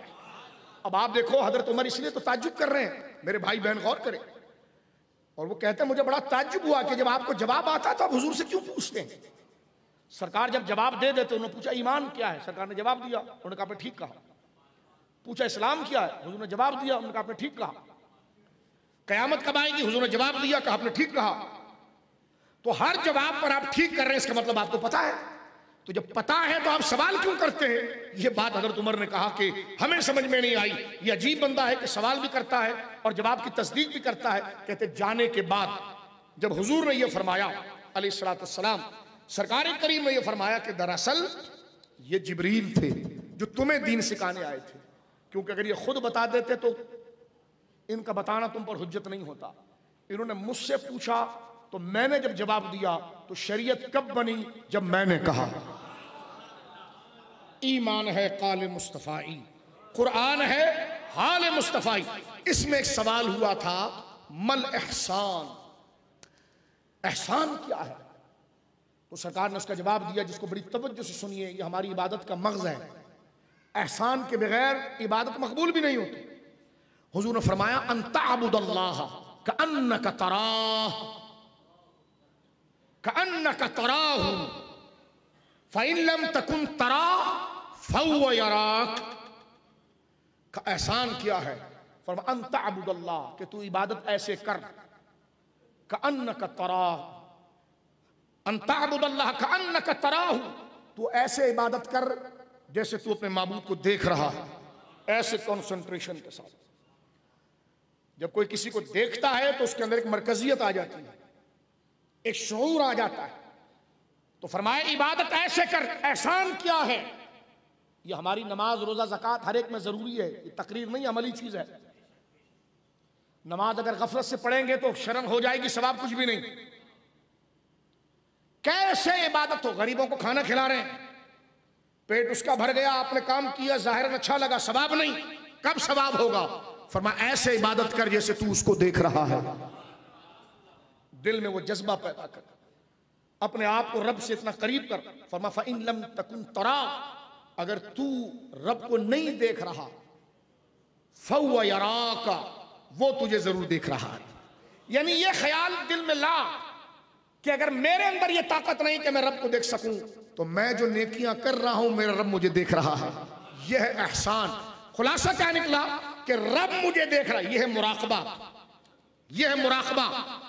रब मुझे देख रहा है, मैं ये नहीं कर सकता मेरा अल्लाह देख रहा है, मैं ये करूंगा मेरा अल्लाह देख रहा है। यह है एहसान। इसी को तसव्वुफ कहते हैं, इसी को तरीकत कहते हैं। तसव्वुफ तो इसलिए कहा जाता था, तसव्वुफ बना है सौफ से। सौफ कहते हैं ऊन के कपड़े को या ऊन को। जो लोग इस मिजाज के थे ना, वो अक्सर ऊन के कपड़े पहनते थे, तो वो लफ्ज से मशहूर हो गए सूफी। बाद में उसकी तालीम तशरीह यह हो गई कि सूफी उसको कहते हैं जो कुरान का भी आलिम हो और कुरान की तालीम पर रज़ाए इलाही के लिए उन तमाम कामों का पाबंद है, तो उसको उसी शर्तों के साथ, उसी ज़ाब्ते के साथ अपने रब को राजी करने के लिए वो काम कर गुजरे। ये जाहिर और बातिन का इम्तिजाज और नीयत का इखलास जिसमें आता है, उसको कहा जाता है सूफी। हमारे वहां जैसा माशरा बदल गया, लफ्जों की वैल्यू खत्म हो गई। जिस दाढ़ी वाले को देखा मौलाना कह दिया, जिसको देखा सूफी कह दिया। चलो एहतरामन कह जा सकता है, लेकिन ये खास उन लोगों के लिए है। जिस तरह आम बंदे को आप डॉक्टर नहीं कह सकते, तो कैसे आलिम कह सकते हैं, कैसे उसे सूफी कह सकते हैं? तवज्जो आपकी, जब तक वो तालीमी मेयार ना हो। अब मेरे दोस्तों बुजुर्गों, आगे बढ़ता हूं मैं इस मसले को क्लियर करने के लिए, ताकि आज की नशिस्त में ये मामला तकरीबन हल हो जाए। आप कहते हैं कि शाह साहब अगर बात एक ही है कि अच्छी आदतें, नेकियां, बुरे गंदे अखलाक, बैड मैनर्स, बुरे अखलाक को हटाकर और बुरे अखलाक हटेंगे कैसे? जब उसकी मजम्मत पता चलेगी, जब उसकी बुराई पता चलेगी। अच्छे अखलाक आएंगे कैसे? जब उसकी अच्छाई पता चले और फिर पीर मुरीद के साथ प्रैक्टिकल उसको सिखाए, प्रैक्टिकल उसको सिखाए। जैसे बाप सिखाए, बाप अपने बच्चे को खास तौर पर 3 बातें सिखाए। सच बोलना हर हाल में सिखाए। सच बोलना, लोग पूछते रहते हैं हमसे कि बच्चे की क्या तरबियत करें। हमने कहा जी अल्लाह हम पर भी रहम करे, हमारे बच्चों पर भी करे, आप पर भी करे, आपके बच्चों भी करे। लेकिन जो बुजुर्गों से हमने समझा है, 100 बात की एक ही बात है कि 3 चीजें कम से कम बच्चों को सिखानी चाहिए। जैसा हदीस के अंदर आया, एक 3 चीज तो यह है कि मेरी मोहब्बत सिखाओ, हुजूर ने फरमाया, मेरे अहले बैत की मोहब्बत सिखाओ, और कुरान करीम फुरकान हमीद की तिलावत सिखाओ। ये 3 है। इसका निचोड़ ये है कि हर हाल में बच्चे को सच सिखाओ, सच बोलना सिखाओ। नमाज की आदत सिखाओ, नमाज का एहतमाम सिखाओ। आदत नहीं, एहतमाम से मुराद क्या है कि बेटा हम अल्लाह की इबादत कर रहे हैं, यह हमारा हक है, हम पर अल्लाह ने फर्ज किया है, और दिल का सुकून भी इसी में है। इस सारी नेमतों का शुक्राना ज़बानी जमा खर्च नहीं, पहले इसकी अदायगी में है, तो एहतमाम करो। एहतमाम से मुराद ये नहीं कि नल का पूरा खोला और पानी बह रहा है, नहीं बेटा, अल्लाह के हुजूर जाना है तो संभल के वजू करो। जो वजू के आदाब है, ठहर ठहर कर अल्लाह के हुजूर जाना है, रब से बातें करनी है, हाथ तरीके से धो, कुल्ली तरीके से करो, तहम्मुल से चेहरा धो, तहम्मुल से वजू करो। एहतमाम इसमें है। फिर उसके बाद हबड़ दबड़ नहीं, तसल्ली से नमाज पढ़ो। एहतमाम का माना है तसल्ली से पढ़ो, जल्दबाजी ना करो, तसल्ली से क़याम करो, तिलावत ठहर ठहर के करो, रुकू ठहर ठहर के करो, कौमा ठहर ठहर के करो, सजदा ठहर ठहर के करो। तमाम अरकान, ये एहतमाम, यह आदत बच्चे को सिखाई जाए। सच अब ये हमारे अंदर भी तो पहले होनी चाहिए। सच्चाई, हर हाल में सच, और दूसरा नमाज का एहतमाम, और तीसरी चीज उसको देना सिखाओ, देना सिखाओ। खैरात उसके हाथ से कराओ। कोई बंदा इतना फकीर भी नहीं होता हम जैसा, कोई हमारे लोगों में जो आदत बुखल की है बड़ी अजीब है। नेकियां उसके हाथ से कराओ, बेटा ये लो अपने हाथ से दो, उसको देने की आदत सिखाओ। ये 3 ऐसी बुनियादी आदतें हैं। उन 3 चीजों के साथ सरकार की मोहब्बत, अहले बैत और सहाबा की मोहब्बत, कुरान की तिलावत, और ये 3 आदत ऐसी है कि माशरा किस कदर भी बिगड़ जाए, उसमें अगर ये 3 आदतें पैदा हो गई, सच की, नमाज के एहतमाम की, और दूसरे को अपने ऊपर तरजीह देने की, ईसार, किसी के दुख में दुखने की, उसके काम आने की, तो समझ जाइए माशरा किस कदर भी परागंदा हो जाए तो ये माशरे के अंधेरे में चिराग का काम देगा। मैं बात को आगे बढ़ाना चाहता हूं मेरे दोस्तों बुजुर्गों, जो थोड़ा से वक्त हमारे पास रह गया। गौर कीजिए आप, सवाल ये है, अगर आप ये कहें कि तरीकत नाम ही इन चीजों का है कि अखलाक की ताबीर हो, अखलाक की ताबीर हो। अब नहीं करना, उठा दूंगा मैं, बिल्कुल तवज्जो से। आप माशाल्लाह मुतशर्रे हैं, बिल्कुल तरतीब से बैठे, दुरूद पाक पढ़िए, तरतीब से बैठे, आइंदा सामने नहीं बैठिएगा, दुरूद पाक पढ़िए, अल्लाहुम्मा सल्ली अलैहि। अब आप सुनिए सवाल का जवाब जो मैं देने जा रहा हूं आपके सामने, तवज्जो है आप। यानी आप कहेंगे तरीकत का काम एक ही है, काम एक है, तो फिर इसमें सिलसिले इतने क्यों हैं? ये कादरी सिलसिला है, ये नक्शबंदी सिलसिला है, ये सहरवर्दी सिलसिला है, ये बुनियादी चीज है। जिनसे मुरीद हो पूछो ना उनसे, जो मशाइख हैं, मैं उनकी बात नहीं कर रहा। ऐसी शोर शराबा देकर जिसके पीछे चल पड़ते हो, तो देख कर सौदा बेचा जाता है। पीर को पकड़ा जाता है अल्लाह के लिए, और अल्लाह मिलता है शरीयत के जरिए। शरीयत नाम अहले सुन्नत का है, जिसमें बदअकीदगी और बेलिहाजी देखो। कहते आप हमारे खिलाफ हो गए। हमने कहा ना किसी सैयद के खिलाफ है ना किसी पीर के खिलाफ है, हम खारजी और शिया के खिलाफ हैं। तुम वो आदतें लाओगे, हम तुम्हारे नस्ब का भी लिहाज नहीं करेंगे, और तुम्हारे असल का भी लिहाज नहीं रखेंगे। हम तुम जैसे बुत को पूजे, खुदा ना करें, हम तो अल्लाह को पूजे ना, खुदा की इबादत करें। तो ये फजूल की बातें दिमाग से निकाल कर फेंकिए। यही गौसे आजम रज़ी अल्लाह तआला का दौर में जो खराबियां थी खाम सूफी की, कि सिर्फ हमारा अदब करते रहो, बस हमने दीन का कोई अदब नहीं करना। शरीयत का कोई अदब नहीं करना, किसी फतवे का कोई अदब नहीं करना, कानून का कोई अदब नहीं करना, इल्म का कोई अदब नहीं करना, शरीयत का कोई, तुम हमारा अदब करते रहो। हमने कहा कलमा तेरा नहीं पढ़ा, खुदा का पढ़ा है, खुदा के लिए तुझे माना है। तवज्जो है, इतनी अखलाकी जुर्रत गौसे आदम के गुलामों में होनी चाहिए, तरीकत के मानने वालों में होनी चाहिए। इससे मुराद हरगिज वो पाकीज़ा बुजुर्ग नहीं है जो वाकई में जो आस्थानों की हकीकी आबरू है, जो वाकई में मशीखियत के मिज़दाक हैं, और जिनको मशाइख कहना, शेख तरीकत कहना, वाकई में जिनको सजावार और मुस्तहिक हैं। हम तो उनके गुलाम हैं, हम तो उनकी दस्तबोसी और कदमबोसी को अपने लिए एजाज और एजाज समझते हैं। लेकिन ये नहीं हो सकता, क्योंकि मोहब्बत भी अल्लाह के लिए और दुश्मनी भी अल्लाह के लिए। सवाल यह है कि जब तरीकत का माना तज़किया नफ्स है, अखलाक सिखाना है, तो इसमें सिलसिले क्यों हो जाते हैं? तो मेरा अगला सवाल यह होगा कि वो युअल्लिमुहुमुल किताब वल हिकमा, शरीयत में क्यों 4 मजहब हो गए? जब पढ़ना नमाज ही है, जब पढ़ना रोजा ही है, रखना रोजा ही है, और रखना हजी है, करना हजी है, और निकाह तलाक हराम हलाल सब लिख दिया गया है, तो उसमें 4 फिक़्ह क्यों हो गए? ये हनफी थॉट है, ये शाफई है, ये मालिकी है, ये अंबली है, फुरू में क्यों हो गए?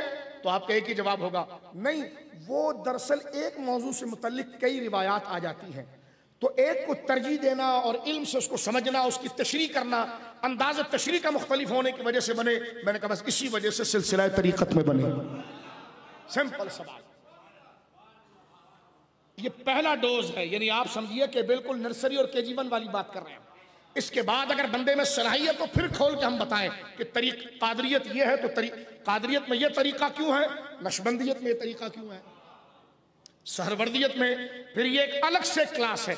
लेकिन यहां तक ये जो जहनों में सवाल घूमता है कि जनाब ये कैसे हो सकता है, तो ये बाएतबार तशरीह के, तालीम के, यानी ये अमल जो सिखाना है ये तो शरीयत में है, लेकिन इसके सिखाने का अंदाज क्या होगा, इसको सिखाने से पहले क्या चीजें रखी जाएं ताकि ये बुनियादी चीज ये बच्चा सीख जाए। अब उस अपने इज्तिहाद में, उस तालीमी प्रोसेस में, अपने इज्तिहाद में सिलसिले बनते हैं। ये सिलसिला नक्शबंदिया है, ये सहरवर्दिया है, ये कादरिया है, तो ये सिलसिले मेरे दोस्तों बुजुर्गों इस तालीम के हवाले से बनते हैं। आज हम अपनी गुफ्तगू का आखिरी सिरा आपके सामने जिक्र करने जा रहे हैं। हमने 2 बातें अभी तक आपके सामने की। मैं आपकी खिदमत में अर्ज कर रहा था कि सैयदना गौसे आजम पर गुफ्तगू आसान नहीं, किसी आम बंदे पर गुफ्तगू करो तो बंदा करता है, बंदे के कंधे टूटते हैं, टांगे दर्द कर जाती हैं, और सीना उनके रोब से मरहूब हो जाता है कि कहां उनका मकाम, कहां हम जैसे गए गुजरे। लेकिन कौम को बताना भी है, तो कौम को बताना है तो जितनी आपकी दिलचस्पी और इस नीयत से अगर बताना है कि जो वक्त तुम्हें मिला है इसका हिसाब खुदा लेगा, जो माहौल और सहूलत तुम्हें मिली है इसका हिसाब खुदा लेगा, तो उसके लिए फिर आपकी जिम्मेदारी बढ़ जाती है। फिर आप 1 घंटे का मुताला नहीं 10 घंटे का करते हैं, 12 घंटे का करते हैं, 15 घंटे का करते हैं, ताकि जो नेमत इतने सुकून में देखिए, अल्लाह इनको बरकत अता फरमाए, हमारे बज़्म इल्म व दानिश बरकत अता फरमाए। ऐसे हॉलों में तो बड़ी शान और शौकत की शादियां होती हैं, लेकिन ऐसे हॉलों में अगर दरस कुरान हो और खुदा ये नेमत दे, तो कुछ कोशिश मैं शुक्राने की करूं, कुछ आप करें कि हम माहौल का भी अदब रखें और मौजू का भी अदब रखें। कितना खर्चा है देखें आप, घड़ियों पर नजर आप रख रहे हैं, बोल हम रहे हैं आपके सामने। ये अगर हम चाहते तो पुरानी तकरीर वही चला देते, लेकिन कैसे चलाते? ये जिम्मेदारियां, ये खर्चा, ये एहतमाम, ये हमारे लिए नहीं किया गया, जिक्र के लिए किया गया। और जिक्र के लिए बंदा कम से कम इतना ना कर सके जिससे उसका ज़मीर ये कहे कि कुछ तो हुआ। तो मेरे दोस्तों बुजुर्गों, ये एहसास, तो लिहाजा इसी एहसास से आया जाता है, इसी एहसास से जिम्मेदारी से बात की जाती है और समझना जाता है, और उसको अपने साथ निभाने की कोशिश की जाती है। इसके अलावा और कोई मकसद नहीं होता।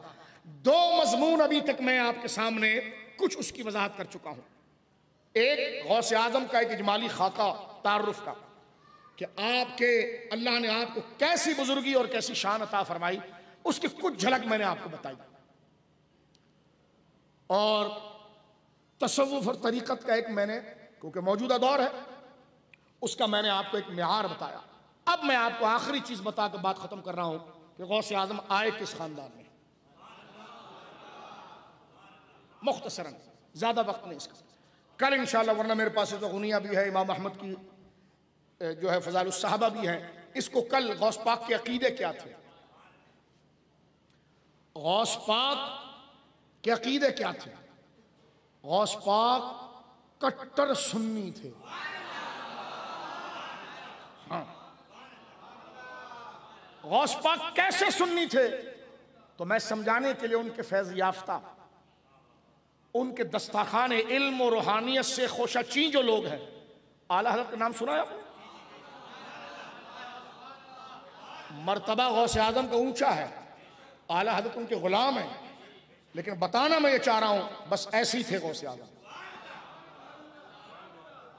शरीयत की पाबंदी, इल्म की पाबंदी, शरीयत के हुक्म को आगे रखना, कोई बोलने से पहले सोचना कि इसकी रवादारी है कि नहीं, फतवा नवेसी, पढ़ना पढ़ाना। फरमाया दरस्तुल इल्मा हत्ता सिलतु कुतबा, फरमाया मैं कुरान और सुन्नत को पढ़ता पढ़ाता रहा, ये नहीं कि डांस करता रहा। अल-अयाज़ु बिल्लाह, अल्लाह रब्बुल आलमीन इस जुमले से हमें गोया के दूर रखे। ये मैंने इल्जामन एक बात की ना, अल-अयाज़ु बिल्लाह। फरमाया दरस्तुल इल्मा हत्ता सिरतु कुतबा, मैं कुरान और सुन्नत सुबह से लेकर शाम तक पढ़ता था और पढ़ाता था बच्चों को। खुदा ने मुझे कुतुब बना दिया। आज उलमा को और सालिहीन जो वाकई में उलमा अहले सुन्नत हैं, जिनके कलम का एक रोब है, कुछ भी कर लो, बरेली के बाल को भी कोई बीका नहीं कर सकता। सलाबत और तहकीक उसे नाज करती है। मरकजियत का आज भी निशान इमाम अहमद रजा का घराना है। हाँ हाँ, आज भी। और वो घराने की बात से किसी की दिल आजारी मकसूद नहीं, बात शरीयत की है, बात कानून की है। सारे आस्थानों का तर्जुमान इमाम अहमद रजा, सारे उलमा का तर्जुमान इमाम अहमद रजा। कल मैं आपको बताऊंगा, ये नहीं कि पीर साहब को किसी मुरीद ने चुटकी भर दी तो आज नाथखा को कहने लगे आज मेरा दिल चाह रहा है ये शेर पढ़। नाथखा भी समझाता हजरत ये सुन्नी नहीं पढ़ते, ये कहने लगा मेरा दिल चाह रहा है। और उसके साथ बैठे भी लोग आप देखो तो उनका माहौल में कोई उनके करीब लोगों को बैठा हुआ आप देखो, ना वो मस्जिद में नजर आएंगे आपको कभी, ना वो मस्जिद में नजर आएंगे, ना कभी वो मदरसे में नजर आएंगे, ना कभी दीनदारी के काम में नजर आएंगे, ना कभी शरीयत। वो आपको नजर आएंगे हर उस काम के अंदर जिसको गैर शरई और खिलाफ मुरव्वत कहें। बंदा कैसा होता है वो अपनी सोहबत से पहचाना जाता है। तो गौर करें आप, गाड़ी रखना बुरी बात नहीं, आला लिबास पहनना बुरी बात नहीं, अच्छा माहौल बनाना बुरी बात नहीं। बात यह है कि शरीयत को उल्टी छुरी से ज़बह किया जा रहा है। ईरान ने तुमन दे दिया तो तू शिये की बोली बोलने लग जाएगा, इसको पीर कहते हैं। बाहर के वीजों के लिए तो खत्म नबूवत से चोरी खाएगा, इसको पीर कहते हैं। तुम्हारी खुद बैठे नहीं रही, आगे क्या बैठे चलेंगी तुम्हारी, ये फैसले कब्र के अंदर होंगे। ये दिल के छाले रसूलुल्लाह के सामने वाजे करेंगे हम। अल्लाह रब्बुल आलमीन इसी अकीदे पर हमें ईमान के साथ अल्लाह गौसे आजम की तालीमात, इमाम अहमद रजा की तालीमात के झंडे तले मौत अता फरमाए। मिलकर कहिए रब्बना ला तुज़िग़ क़ुलूबना बअद इज़ हदैतना, ए अल्लाह जब तू हिदायत दे दे तो दिलों को पलटना नहीं। हमारी शोहरत, हमारा नस्ब, हमारा इल्म, हमारी वजाहत, कोई चीज खातिर में ना लाना। इतना शऊर देखना कि अगर अपना पीर भी गलत कर रहा है तो कुछ जुर्रत करके कहे पीर साहब खुदा के लिए तुझे पकड़ा था। ये नहीं कि वो कुफ्र बक रहा हो और तुम उसका साथ दे रहे हो, वो खिलाफ अहले सुन्नत काम कर रहा हो तुम उसका साथ दे रहे हो। इसलिए कहते हैं गलत आदमी खुद भी जहन्नम में जाता है, दूसरे को भी जहन्नम में लेकर जाता है। खुदा ने यह कभी नहीं कहा आपको कि तुम्हारे साथ 100 बंदे कब्र में जाएंगे, तुम अकेले कब्र में जाओगे। कोई नहीं चलता न चले, इनकलाबी आदमी हमेशा तन्हा होता है। हक बात करते रहे, इधर आप तन्हा हैं, लेकिन मुड़कर अगर इस्लाम की तारीख को देखो तो सारे बुजुर्ग आपके हैं। कोई डांट डपट मकसूद नहीं है। शरीयत की बालादस्ती का एहसास बताया जा रहा है, शरीयत के हुक्म का एहसास बताया जा रहा है। ज़ाहिर सी बात है किसी चीज का मकाम बताने के लिए गैर जो उसके मुनकर हैं उसका रद्द तो किया जाता है। ये तमाम कहते शाह साहब ये गुस्सा था, मैंने कहा नहीं, ये शरीयत की हुज्जियत बताना था। शरीयत की बालादस्ती बताना था, शरीयत की अथॉरिटी बताना था कि शरीयत की अथॉरिटी पर किसी को शेखुल इस्लाम समझा जाएगा, शरीयत के मियार पर किसी को पीर तरीक़त समझा जाएगा, शरीयत के मियार पर उसका खानदान और हसब देखा जाएगा, क्योंकि असलन शरीयत है, ये बाद में सारी चीजें सानवी हैं। तवज्जो है, क्योंकि मकाम गौसे आज़म मौजूद है। मेरे दोस्तों, तीसरी बात जो हम आपके सामने आखिर करने जा रहे हैं, देखो खानदान की फजीलत बहुत आला है। अहले सुन्नत व जमात के नज़दीक नसब फजीलत रखता है। इस पर मैं अगर अपनी बात करूं तो जिस उम्र में मैं हूं इस वक्त, तो मैं समझता हूं कि मैं 25 साल से ज्यादा इन मौज़ूआत पर गुफ्तगू करता रहा। नसब की फजीलत है वो इस्लाम के बाद, लेकिन नसब की अहमियत है। अन्नासु मआदिनुन कमादिन ज़हब वल फिद्दा खियारुन फिल जाहिलियत खियारुन फिल इस्लाम इज़ा फ़क़हू। खानदान की अहमियत है। मेरे इमाम ने पूरा एक रिसाला लिखा इस पर, इरादतुल अदब, पूरा एक रिसाला मेरे इमाम का। आला हजरत ने सादात की अजमत और खानदान वालों की अजमत पर रिसाला लिखा है। तवज्जो है आपकी, लेकिन जो सुन्नी हो ये भी जरा सुनिए। आज दौर ऐसा आया है कि हमें कैद लगाकर बात करनी पड़ती है, किसी के दिल आजारी के लिए नहीं, न लतीफे सुनाने के लिए।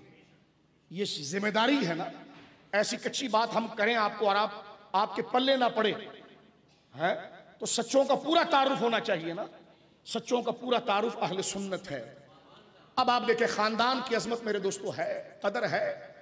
अल्लाह रब्बुल आलमीन ने गौसे आजम को किस खानदान में पैदा किया, चंद जरूरी बातें आप आज के इस मौजू में सुन लीजिए, ताकि फिर हम कल के मौजू की तरफ, कल की नशीद को रखें और चंद मिनटों में इस बात को लेते हैं। हुजूर सरकार गौसे आजम 470 हिजरी में पैदा हुए। 470 470 470 हिजरी हजरत गौसे आजम रज़ी अल्लाह तआला अन्हु की विलादत है, और 561 हिजरी 561 आपका विसाल है। 91 साल सरकार गौसे आजम रज़ी अल्लाह तआला अन्हु की उम्र शरीफ हुई है। गौसे आजम रज़ी अल्लाह तआला अन्हु हसनी हुसैनी सादात और उस वक्त के सबसे बरगुज़ीदा खानदान के अंदर आपकी विलादत तय्यबा हुई है। आपके नाना जान सैयदुना अब्दुल्ला सौमई रज़ी अल्लाह तआला अन्हु वरदाहुन्ना, आपके वालिद हुजूर सैयदुना अबू सालेह। ये घर ही वो है कि जिसमें कुरान और सुन्नत, अजान, तकबीर, कुरान और सुन्नत और शरीयत की आवाज़ है। आपकी फूफी जान की करामात आप देखें, आप कि बारिश नहीं हो रही है, सहन में झाड़ू मार दी और कहा या अल्लाह करना मेरा यह काम था, बाकी तू कर। फरमा झाड़ू मार के सहन साफ किया, अल्लाह ने बारिश बरसा दी। गौसे आजम पैदाइशी वली है। इस पर तवातुर से सूफिया के अक़वाल मौजूद है। जिस वक्त गैलान के इलाके के अंदर लोग इस शक के अंदर हैं कि अब्र तारी हो गया है, बादल बहुत ज्यादा है, चांद हुआ कि नहीं हुआ, चांद नजर आया कि नहीं आया, लेकिन पता चला कि वो हसनी इमाम हसन की औलादों में से एक शहजादा पैदा हुआ है। हसनी खानदानों में एक बच्चा पैदा हुआ है, और उसकी वालदा माजिदा सैयदा पाक ये बात करती हैं कि जब से सहरी का वक्त शुरू हुआ है मेरे बच्चे ने दूध नहीं पिया। यानी ये गौसे आजम की तवातुर से करामत है कि माँ की गोद में है और आपको पता है कि उफक पर चांद आया कि नहीं आया है। ये अल्लाह ने आपको वो इल्म अता फरमाया था, वो इरफान अता फरमाया। जब 6 साल मेरी उम्र थी और मैं मदरसे में जा रहा था पढ़ने के लिए, तो मुझे फरिश्तों की आवाज़ें आती थी कि हटो हटो ये अल्लाह का वली आ रहा है, हटो ये अल्लाह का वली आ रहा है। मेरे दोस्तों बुजुर्गों, सरकार गौसे आजम रज़ी अल्लाह तआला अन्हु, जिसका कुरान ने जिक्र किया है ना कि वो फौक़ कुल्लि ज़ी इल्मिन अलीम, कि हर इल्म वाले के ऊपर हर इल्म और जानने वालों के ऊपर एक और जानने वाला होता है। सरकार गौसे आजम को अल्लाह ने वो मकाम, वो मर्तबा अता फरमाया कि आप अपने वालिद गिरामी की तरफ से, अपने वालिद गिरामी की तरफ से हजरत इमाम हसन के शहजादे हैं। ये तो बात आप सुनते रहते हैं और हक है, सुभान अल्लाह। अपनी अम्मी जान की तरफ से आप सैयदुना इमाम हुसैन रज़ी अल्लाह तआला के शहजादे हैं। यानी हसनी भी आप हैं और हुसैनी भी हैं। रवाफिज आपके नसब से बहुत चिढ़ते हैं। रावजी या रावजियों के जूतों में खाना खाने वाला, वो आपकी मुखालिफत जब करेगा जब आप उसके अकीदे को पकड़ेंगे। कितने दुनिया में लोग थे, राज़ी किसी के सैयद होने में शक नहीं करता और खिलाफ लिखता नहीं। गौसे आजम के लिए क्यों लिखता है? क्योंकि गौसे आजम ने एड़ी रखी है वहां पर। क्योंकि गौसे आजम किसी गूंगे सैयद का नाम नहीं है, न किसी गूंगे पीर का नाम है, न किसी गूंगे मशाइख का नाम है। गौसे आजम बोलने वाले बेदार एक मुनाजिर, एक मुहद्दिस, एक इमाम, एक मुबल्लिग का नाम है। शिया बड़ा तपा जनाब, ये सैयद नहीं है। मैंने कहा क्यों? कि तुम्हारा काम उतारा इसलिए। हाँ, अगर वो ढोलकी उठाए तुम्हारी तरह तो मंगल को भी आए तो तुम सैयद कह दो उसको। गौसे आजम से बड़े चिड़े। तवज्जो है आपकी? इस पर किताबें भरी पड़ी मुल्ला अली कारी अलैहि रहमत ने। और मैं कहता हूं इस मौजू को उन्होंने छेड़ा, हर शर में भी खैर होती है।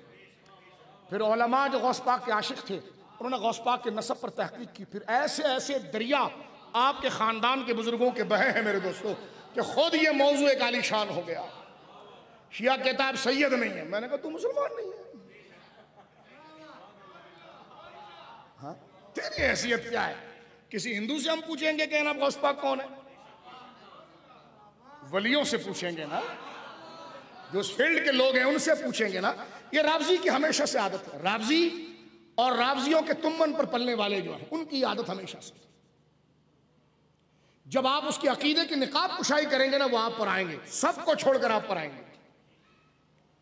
और ये अल्लाह का करम होता है कि हम गौस पाक के रास्ते पर चल रहे हैं। गौर कीजिए, गौसे आजम रज़ी अल्लाह तआला अन्हु वरज़ाहु अन्ना, मेरे दोस्तों बुजुर्गों, जिस तरह के मैंने अर्ज किया कि आप हजरत इमाम हसन के शहजादे हैं और हजरत इमाम हुसैन के शहजादे हैं। आपके खानदान मुबारक का रंग और तरंग ये है कि इमाम हसन मुज्तबा रज़ी अल्लाह तआला अन्हु, उनके दो बेटे बहुत मशहूर हैं। हजरत इमाम हसन के दो बेटे, एक हजरत ज़ैद बिन हसन और एक हजरत हसन मुसन्ना। मैं आज इसके इख्तिसार से बात करूंगा, कल इस पर तफसील से करेंगे। हजरत ज़ैद बिन हसन बिन अली बिन अबी तालिब, यानी इमाम हसन के दो शहजादे, यूं तो ज्यादा हैं लेकिन ये दो शहजादे बहुत मशहूर, हजरत ज़ैद और हजरत हसन मुसन्ना। ये दोनों सगे भाई हैं। हजरत ज़ैद बड़े हैं, ये बाज़ उलमा ने लिखा हसन मुसन्ना बड़े हैं, लेकिन दो शहजादे हजरत ज़ैद और हसन मुसन्ना। अब हजरत ज़ैद से शजरा जाकर हजरत दाता साहब का मिलता है और हजरत हसन मुसन्ना से गौसे आजम का मिलता है। हजरत दाता साहब रहमतुल्लाह अलैह मेरे आका हजरत अली बिन उस्मान बिन अली, हजरत सैयदना सैयद अली बिन उस्मान बिन अली अल हजवेरी अल हसनी, आप हजरत मौला इमाम हसन के बेटे हजरत ज़ैद की औलाद से हैं और सरकार गौसे आजम इमाम हसन के शहजादे हजरत हसन मुसन्ना की औलाद से हैं। और आप देखें सैयद नाम ही अपने बच्चों का साहबा के नाम पर रखते हैं। अब आप देखिए ना, हजरत दाता साहब का नाम क्या है? अली। उनके अब्बू का नाम क्या? उस्मान। उनके अब्बू का क्या नाम है? अली। हजरत लाल शाहबाज कलंदर का नाम देखें आप, क्या है? हाँ, उस्मान। तो ये आप देख लीजिए, काला सैयद नहीं हो सकता, या कालों के लिए हमदर्दी करने वाला, या चोरी चोरी उधर जाने वाला कि पूरा कह भी ना करे। तो देखें ये सादात का नक्शा है कि सादात को सहाबा से मोहब्बत कितनी है। कहते आप सैयद के खिलाफ हो गए, मैंने कहा हम गुस्ताखे सहाबा के खिलाफ हो गए। सैयद के खिलाफ खुदा ना करे हो। सैयद से मोहब्बत ईमान है, ईमान की असल है। जो सहाबा पर बक बक करे और चुटकियां भरे, हम उसके मुंह पर पांव रख कर आगे जाएंगे, क्योंकि यही मौला अली की सुन्नत है, यही गौसे आजम की सुन्नत है। मैं पूछता हूं, मुझे बताइए क्या जरूरत पेश आई थी शियों को कि हजरत गौसे आजम के नसब का इनकार करे? इसलिए कि यह गुनियतुत तालिबीन सरकार गौसे आजम की मुबारक किताब है मेरे दोस्तों, जिसमें आपने इज्जत सहाबा और अज़वाज मुतहरात का वो दिफा किया है कि चीखें निकाल दी और बता दिया कि अली का असली बेटा होता कौन। खा ये रहे थे, घोड़े ये निकाल रहे थे। तवज्जो है आपकी? तो ये आप देखिए, ये किताबों के जरिए गौस पाक की तालीम आज भी जिंदा है। अब ये सुन के बोलेंगे ये गौस पाक की किताब है, मैंने कहा चुप कर, ये गौस पाक की ही किताब है। जी हाँ, ये गौस पाक ही की किताब है। वक्त हमारा खत्म हो गया है, वरना हम बताएं, इससे आपको बताएंगे कि गौस आजम का यानी मैं पढ़ूंगा गौसे आजम को, और आप देखेंगे कि अगर मैं गौसे आजम का नाम ना लूं, सिर्फ आपके फतवे पढ़ूंगा, आप कहेंगे आला हज़रत लिख रहे हैं। यानी इमाम अहमद रजा को जो अपने दर्जे में उनकी गुलामी का फैज़ पहुंचा, उनकी खैरात का फैज़ पहुंचा, तो अंदाज और तरंग आपको वही नजर आएगा। तो मैं अर्ज कर रहा था कि हजरत ज़ैद मौला इमाम हसन के बड़े बेटे हैं, और हसन मुसन्ना दूसरे बेटे हैं। हजरत ज़ैद हजरत दाता साहब रहमतुल्लाह ताला अलैह के दादा है, और हजरत हसन मुसन्ना हजरत गौसे आजम के दादा है। अब इसमें शर्फ की बात पर मैं एक ही इशारा करूंगा, वरना मेरे पास अंसाब की सारी किताबें यहाँ पर खुली हुई हैं। बात को सिर्फ ख़त्म करने के लिए कि हजरत हसन मुसन्ना यानी बेटे का नाम भी अपने नाम पर, इमाम हसन ने अपने बेटे का नाम हसन रखा, उनको कहते हसन मुसन्ना। उसकी वजह यह थी, दो वजह हैं, एक तो बड़े हसीन थे, दूसरा हू बहू अपने अब्बा की तरह थे। हसन मुसन्ना, जिस तरह एक लफ्ज हमारे माशरे में कह दिया जाता है ना कि junior Abdullah, junior Javed, junior Imran है, तो ये मुसन्ना यानी शक्ल और शबाहत में बिल्कुल अपने वालिद गिरामी की तरह। तो आपका नाम मुबारक हुआ Hasan Muthanna. Muthanna बमाना second, Muthanna के दो। तो ये जो आपको दोबारा दोहरा कर हसन कहा जा रहा है, उसकी वजह एक तो आप हसन हसीन बहुत थे, और एक कौल यह है कि हू बहू अपने अब्बा इमाम हसन की तरह थे। हजरत हसन मुसन्ना का निकाह किनसे हुआ? हजरत हसन मुसन्ना का निकाह किनसे हुआ? इमाम हुसैन रज़ी अल्लाह तआला की 3 शहजादियां थी। मेरे आका हुजूर सैयदुना मखदूम समनानी रहमतुल्लाह अलैह लताइफ शरफिया में जो इसकी तहकीक की, मैंने इतनी तफसील से बहुत कम जगह देखी। सरकारे मखदूम समना ने भी इस वाक़े को लिखा, दीगर बुजुर्गों ने लिखा कि हजरत सैयदुना इमाम अली मकाम ने अपने भतीजे हसन मुसन्ना को कहा कि बेटा मेरी ये 3 बेटियां हैं, तू जिससे बोल मैं तेरा निकाह कराऊंगा। यानी इमाम अली मकाम को अपने इस भतीजे से इतनी मोहब्बत थी। तो आप फरमाते कि मुझे हया आई अपने चचा जान की इस बात को सुनकर, मैंने जुबान से कुछ नहीं कहा और सर झुकाकर, तो फरमा बोल। जब बार बार कहा तो मैंने कहा हुजूर जैसा आप पसंद करें। तो फरमा मेरी पसंद यह है कि ये जो मेरी बेटी है ना फातिमा, इसका नाम मैंने अपनी अम्मी का नाम पर रखा है, और ये है भी बिल्कुल हू बहू मेरी माँ जैसी। ये करबला शरीफ में थी सैयदा फातिमा बिनते हुसैन। आपका नाम उस बुजुर्ग अजीम हस्ती के नाम पर है कि जिनके बारे में हुजूर ने फरमाया अल फातिमा तो बिदातुम मिन्नी, फातिमा मेरे जिगर का टुकड़ा है। और जिसके बारे में मेरी माँ सैयदा आयशा कहती हैं कि सैयदा ज़हरा पाक हुजूर सैयद आलम से बातिन और जाहिर में बिलखुसूस मुमासिलत बदन की ऐसी थी, फरमाया कि जब वो आती थी तो यूं लगता जैसे सरकार तशरीफ लाए। आपके बोलने का अंदाज सैयदा ज़हरा पाक का, सैयदतुन निसाइल आलमीन बतूल ज़हरा सलवातुल्लाहि अला अबीहा व अला बालिहा व इब्निहा व अलैहा, सैयदा फातिमा पाक का अंदाज, हाथ उठाकर बात करने का अंदाज, चलने का अंदाज हू बहू जैसे रसूलुल्लाह। बोलिए सुभान अल्लाह। ये बात मैं कर रहा हूं आपके सामने, लेकिन थोड़ी देर के लिए अपनी आंखों को बंद कीजिए और कुरान का सफ़ा आपकी आंखों के आगे खुला हुआ है, इस तसव्वुर को जरा जज्ब कीजिए। ये जिक्र बहुत आंखों की सफाई और दिमाग की सफाई के साथ, जो आंख नहीं बंद कर सकता है वो बाहर तशरीफ ले जाए, लेकिन जो हमारे साथ तसलसल में वो अपनी आंखों को बंद करे और महसूस करे कि कुरान खुला हुआ है, और एक तरफ वो देख रहा है लिखा हुआ है अल्हम्दुलिल्लाहि रब्बिल आलमीन अर्रहमानिर रहीम, वो दूसरी तरफ देख रहा है लिखा हुआ अलिफ लाम मीम ज़ालिकल किताबुल ला रैब फीह। अब इस तसव्वुर को पुख्ता करके अपने हाथों से कुरान पाक की जिल्द को बंद किया और तसव्वुर के एक ताक में रखकर अब आंख खोल लीजिए। अब आंख खोलिए। अब यह जिक्र बुजुर्ग सुनिए कि जिसमें दिमाग की सतह और फिजा भी पाक हो जाए, ख्याल और तसव्वुर भी पाक हो जाए। सैयदा ज़हरा पाक हू बहू हुजूर की तरह चलती हैं तो हुजूर की तरह, मेरी माँ सैयदा आयशा कहती हैं, बैठती हैं तो हुजूर की तरह। यह भी बड़ा जुल्म है, जिक्र सैयदा ज़हरा का हो और मेरी माँ का जिक्र जानबूझ के ना किया जाए, ये फैसले कब्र के अंदर होंगे। लेकिन ये कैसे हो सकता है कि हम सैयदा पाक का जिक्र करें और माँ सैयदा आयशा पाक का जिक्र ना करें? सैयदा आयशा पाक का जिक्र करें और सैयदा ज़हरा पाक का जिक्र ना करें। आज चोरी के बाजार खुले हुए हैं, गौर कीजिए मेरे दोस्तों, तवज्जो कीजिए आप। अल्लाह अकबर।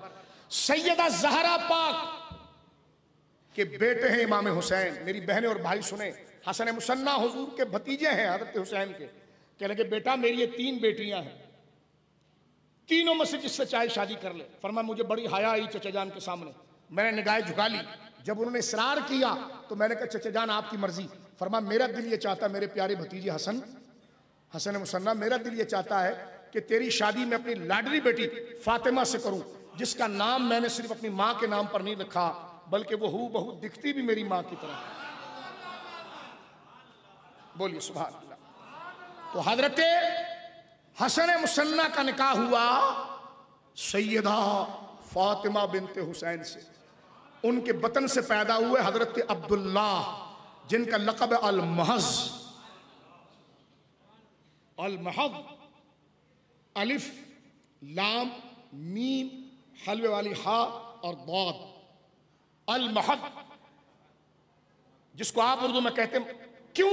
इसलिए कि वो अपने वालिद की तरफ से भी और वालदा की तरफ से बिल्कुल खालिस है, क्योंकि उनके वालिद जो हैं वो इमाम हसन के बेटे हैं और इनकी वालदा जो है वो इमाम हुसैन की बेटी है। बाप का नाम है हसन मुसन्ना, माँ का नाम हसन मुसन्ना, हसन बिनते हसन, हसन इब्ने हसन, और माँ का नाम है फातिमा बिनते हुसैन। इनसे जो बच्चा आया वो हजरत अब्दुल्ला महज़, हजरत सैयदुना अब्दुल्ला महज़। क्या क्या बताऊं, अब्दुल्ला महज़ के घर बेटा आया मोहम्मद, जो इतना पाकीज़ा था, जिनको बाप अब्दुल्ला ने कहा कि तू नफ्से ज़किया है। और अब्दुल्ला महज़ के घर हजरत मोहम्मद बिन ज़की नफ्से ज़किया के घर, यानी हजरत हुसैन की बेटी फातिमा, उनके घर बेटा आया अब्दुल्ला महज़, उनके घर बेटा आया मोहम्मद नफ्से ज़किया, और उनके घर बेटा आया, कराची वाले खुश हो जाओ, क्लिफ्टन के साहिल पर आराम करने वाला सैयदुना अब्दुल्ला शाह गाजी रहमतुल्लाह।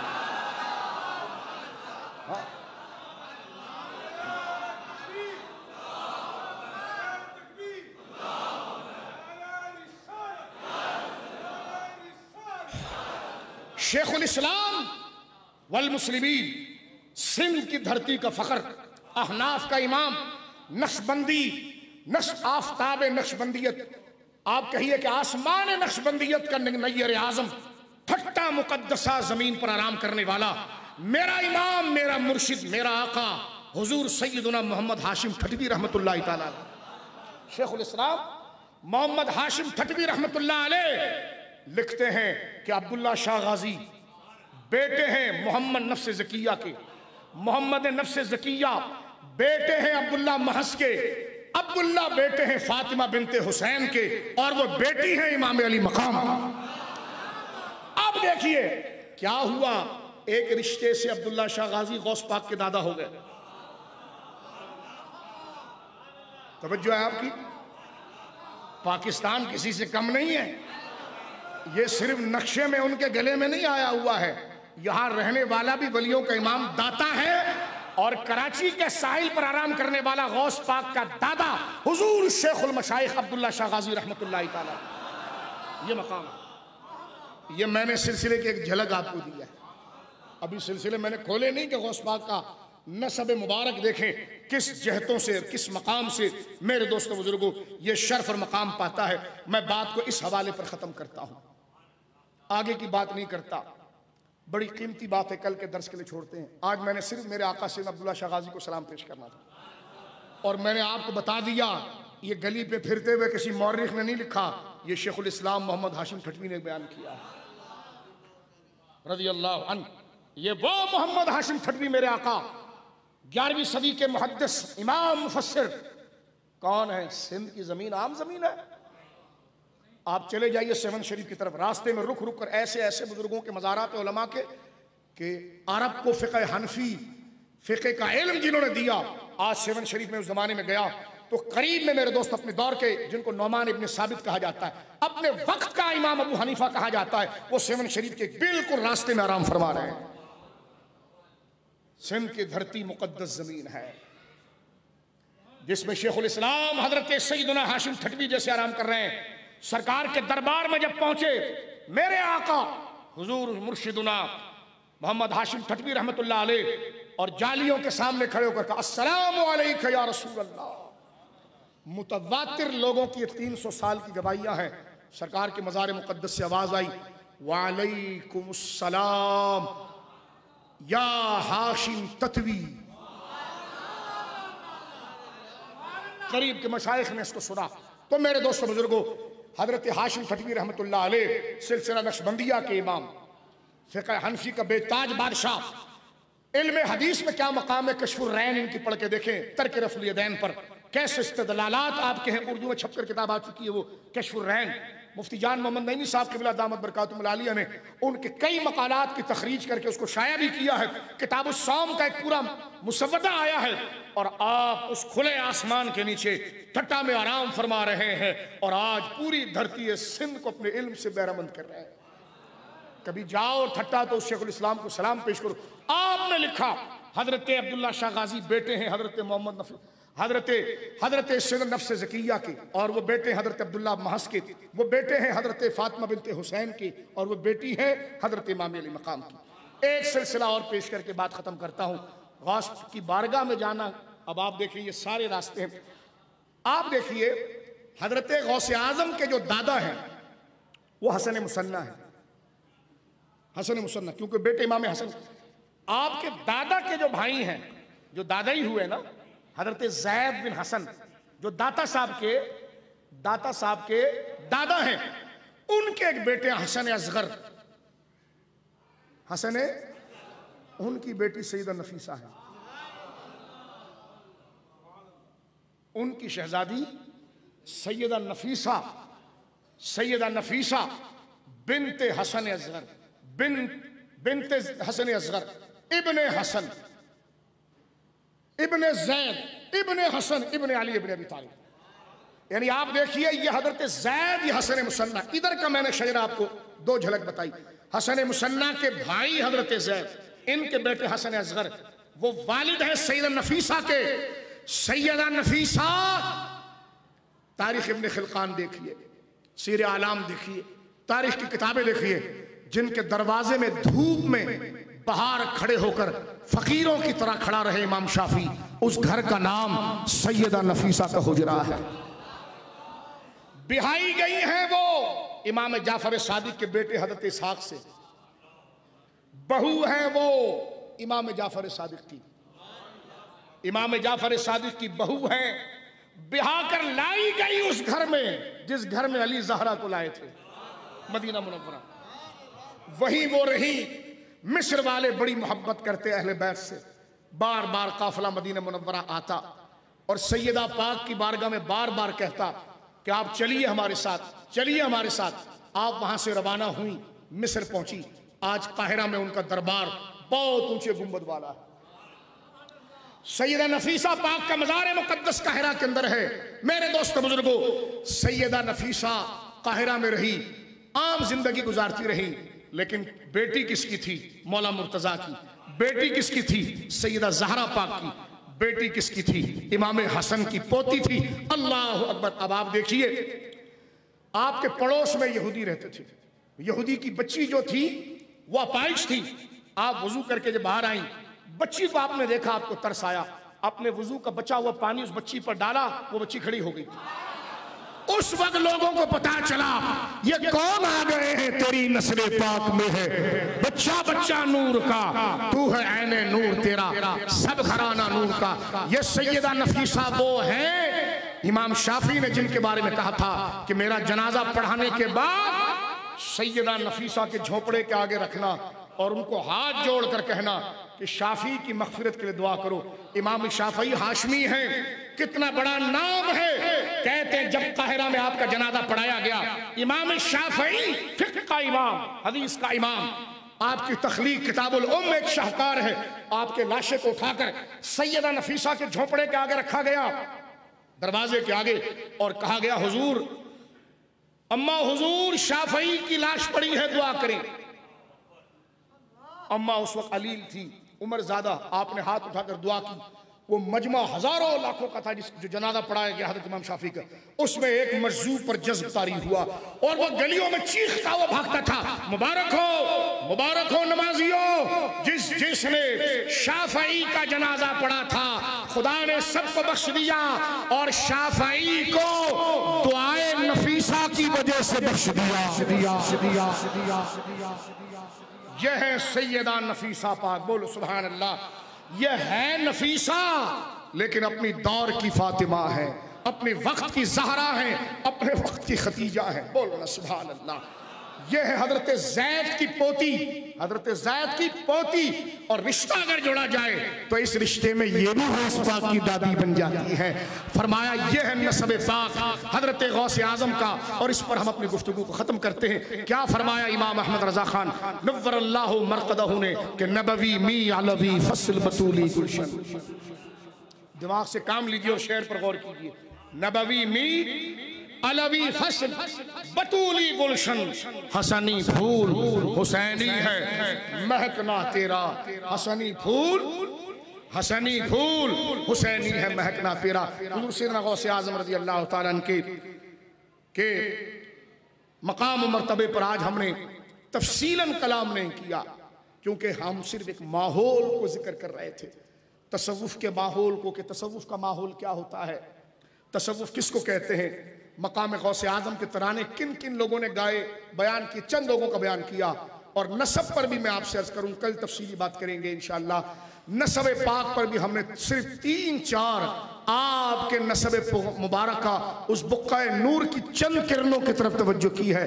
बंदा अगर थोड़ा सा इल्म रखता हो ना, और उसे इल्मुल अनसाब से जायका आता हो, उसे सादात से मोहब्बत हो, मौला अली और मौला अली की औलाद से मोहब्बत हो, ख़ानदान रसूल से उसे मोहब्बत हो, तो वो इसकी लज्जतें अपने मरते वक्त महसूस करेगा और करता रहेगा ज़िंदगी में तसलसल में कि वाकई में गौस आज़म एक तन्हा नहीं, एक उस नहर का नाम है जो फजीलत के एक समंदर से निकाली जाती है। हक फरमाया गया कि वह क्या मर्तबा ए गौस है, बाला तेरा ऊंचे ऊंचों के सरों से कदम आला तेरा।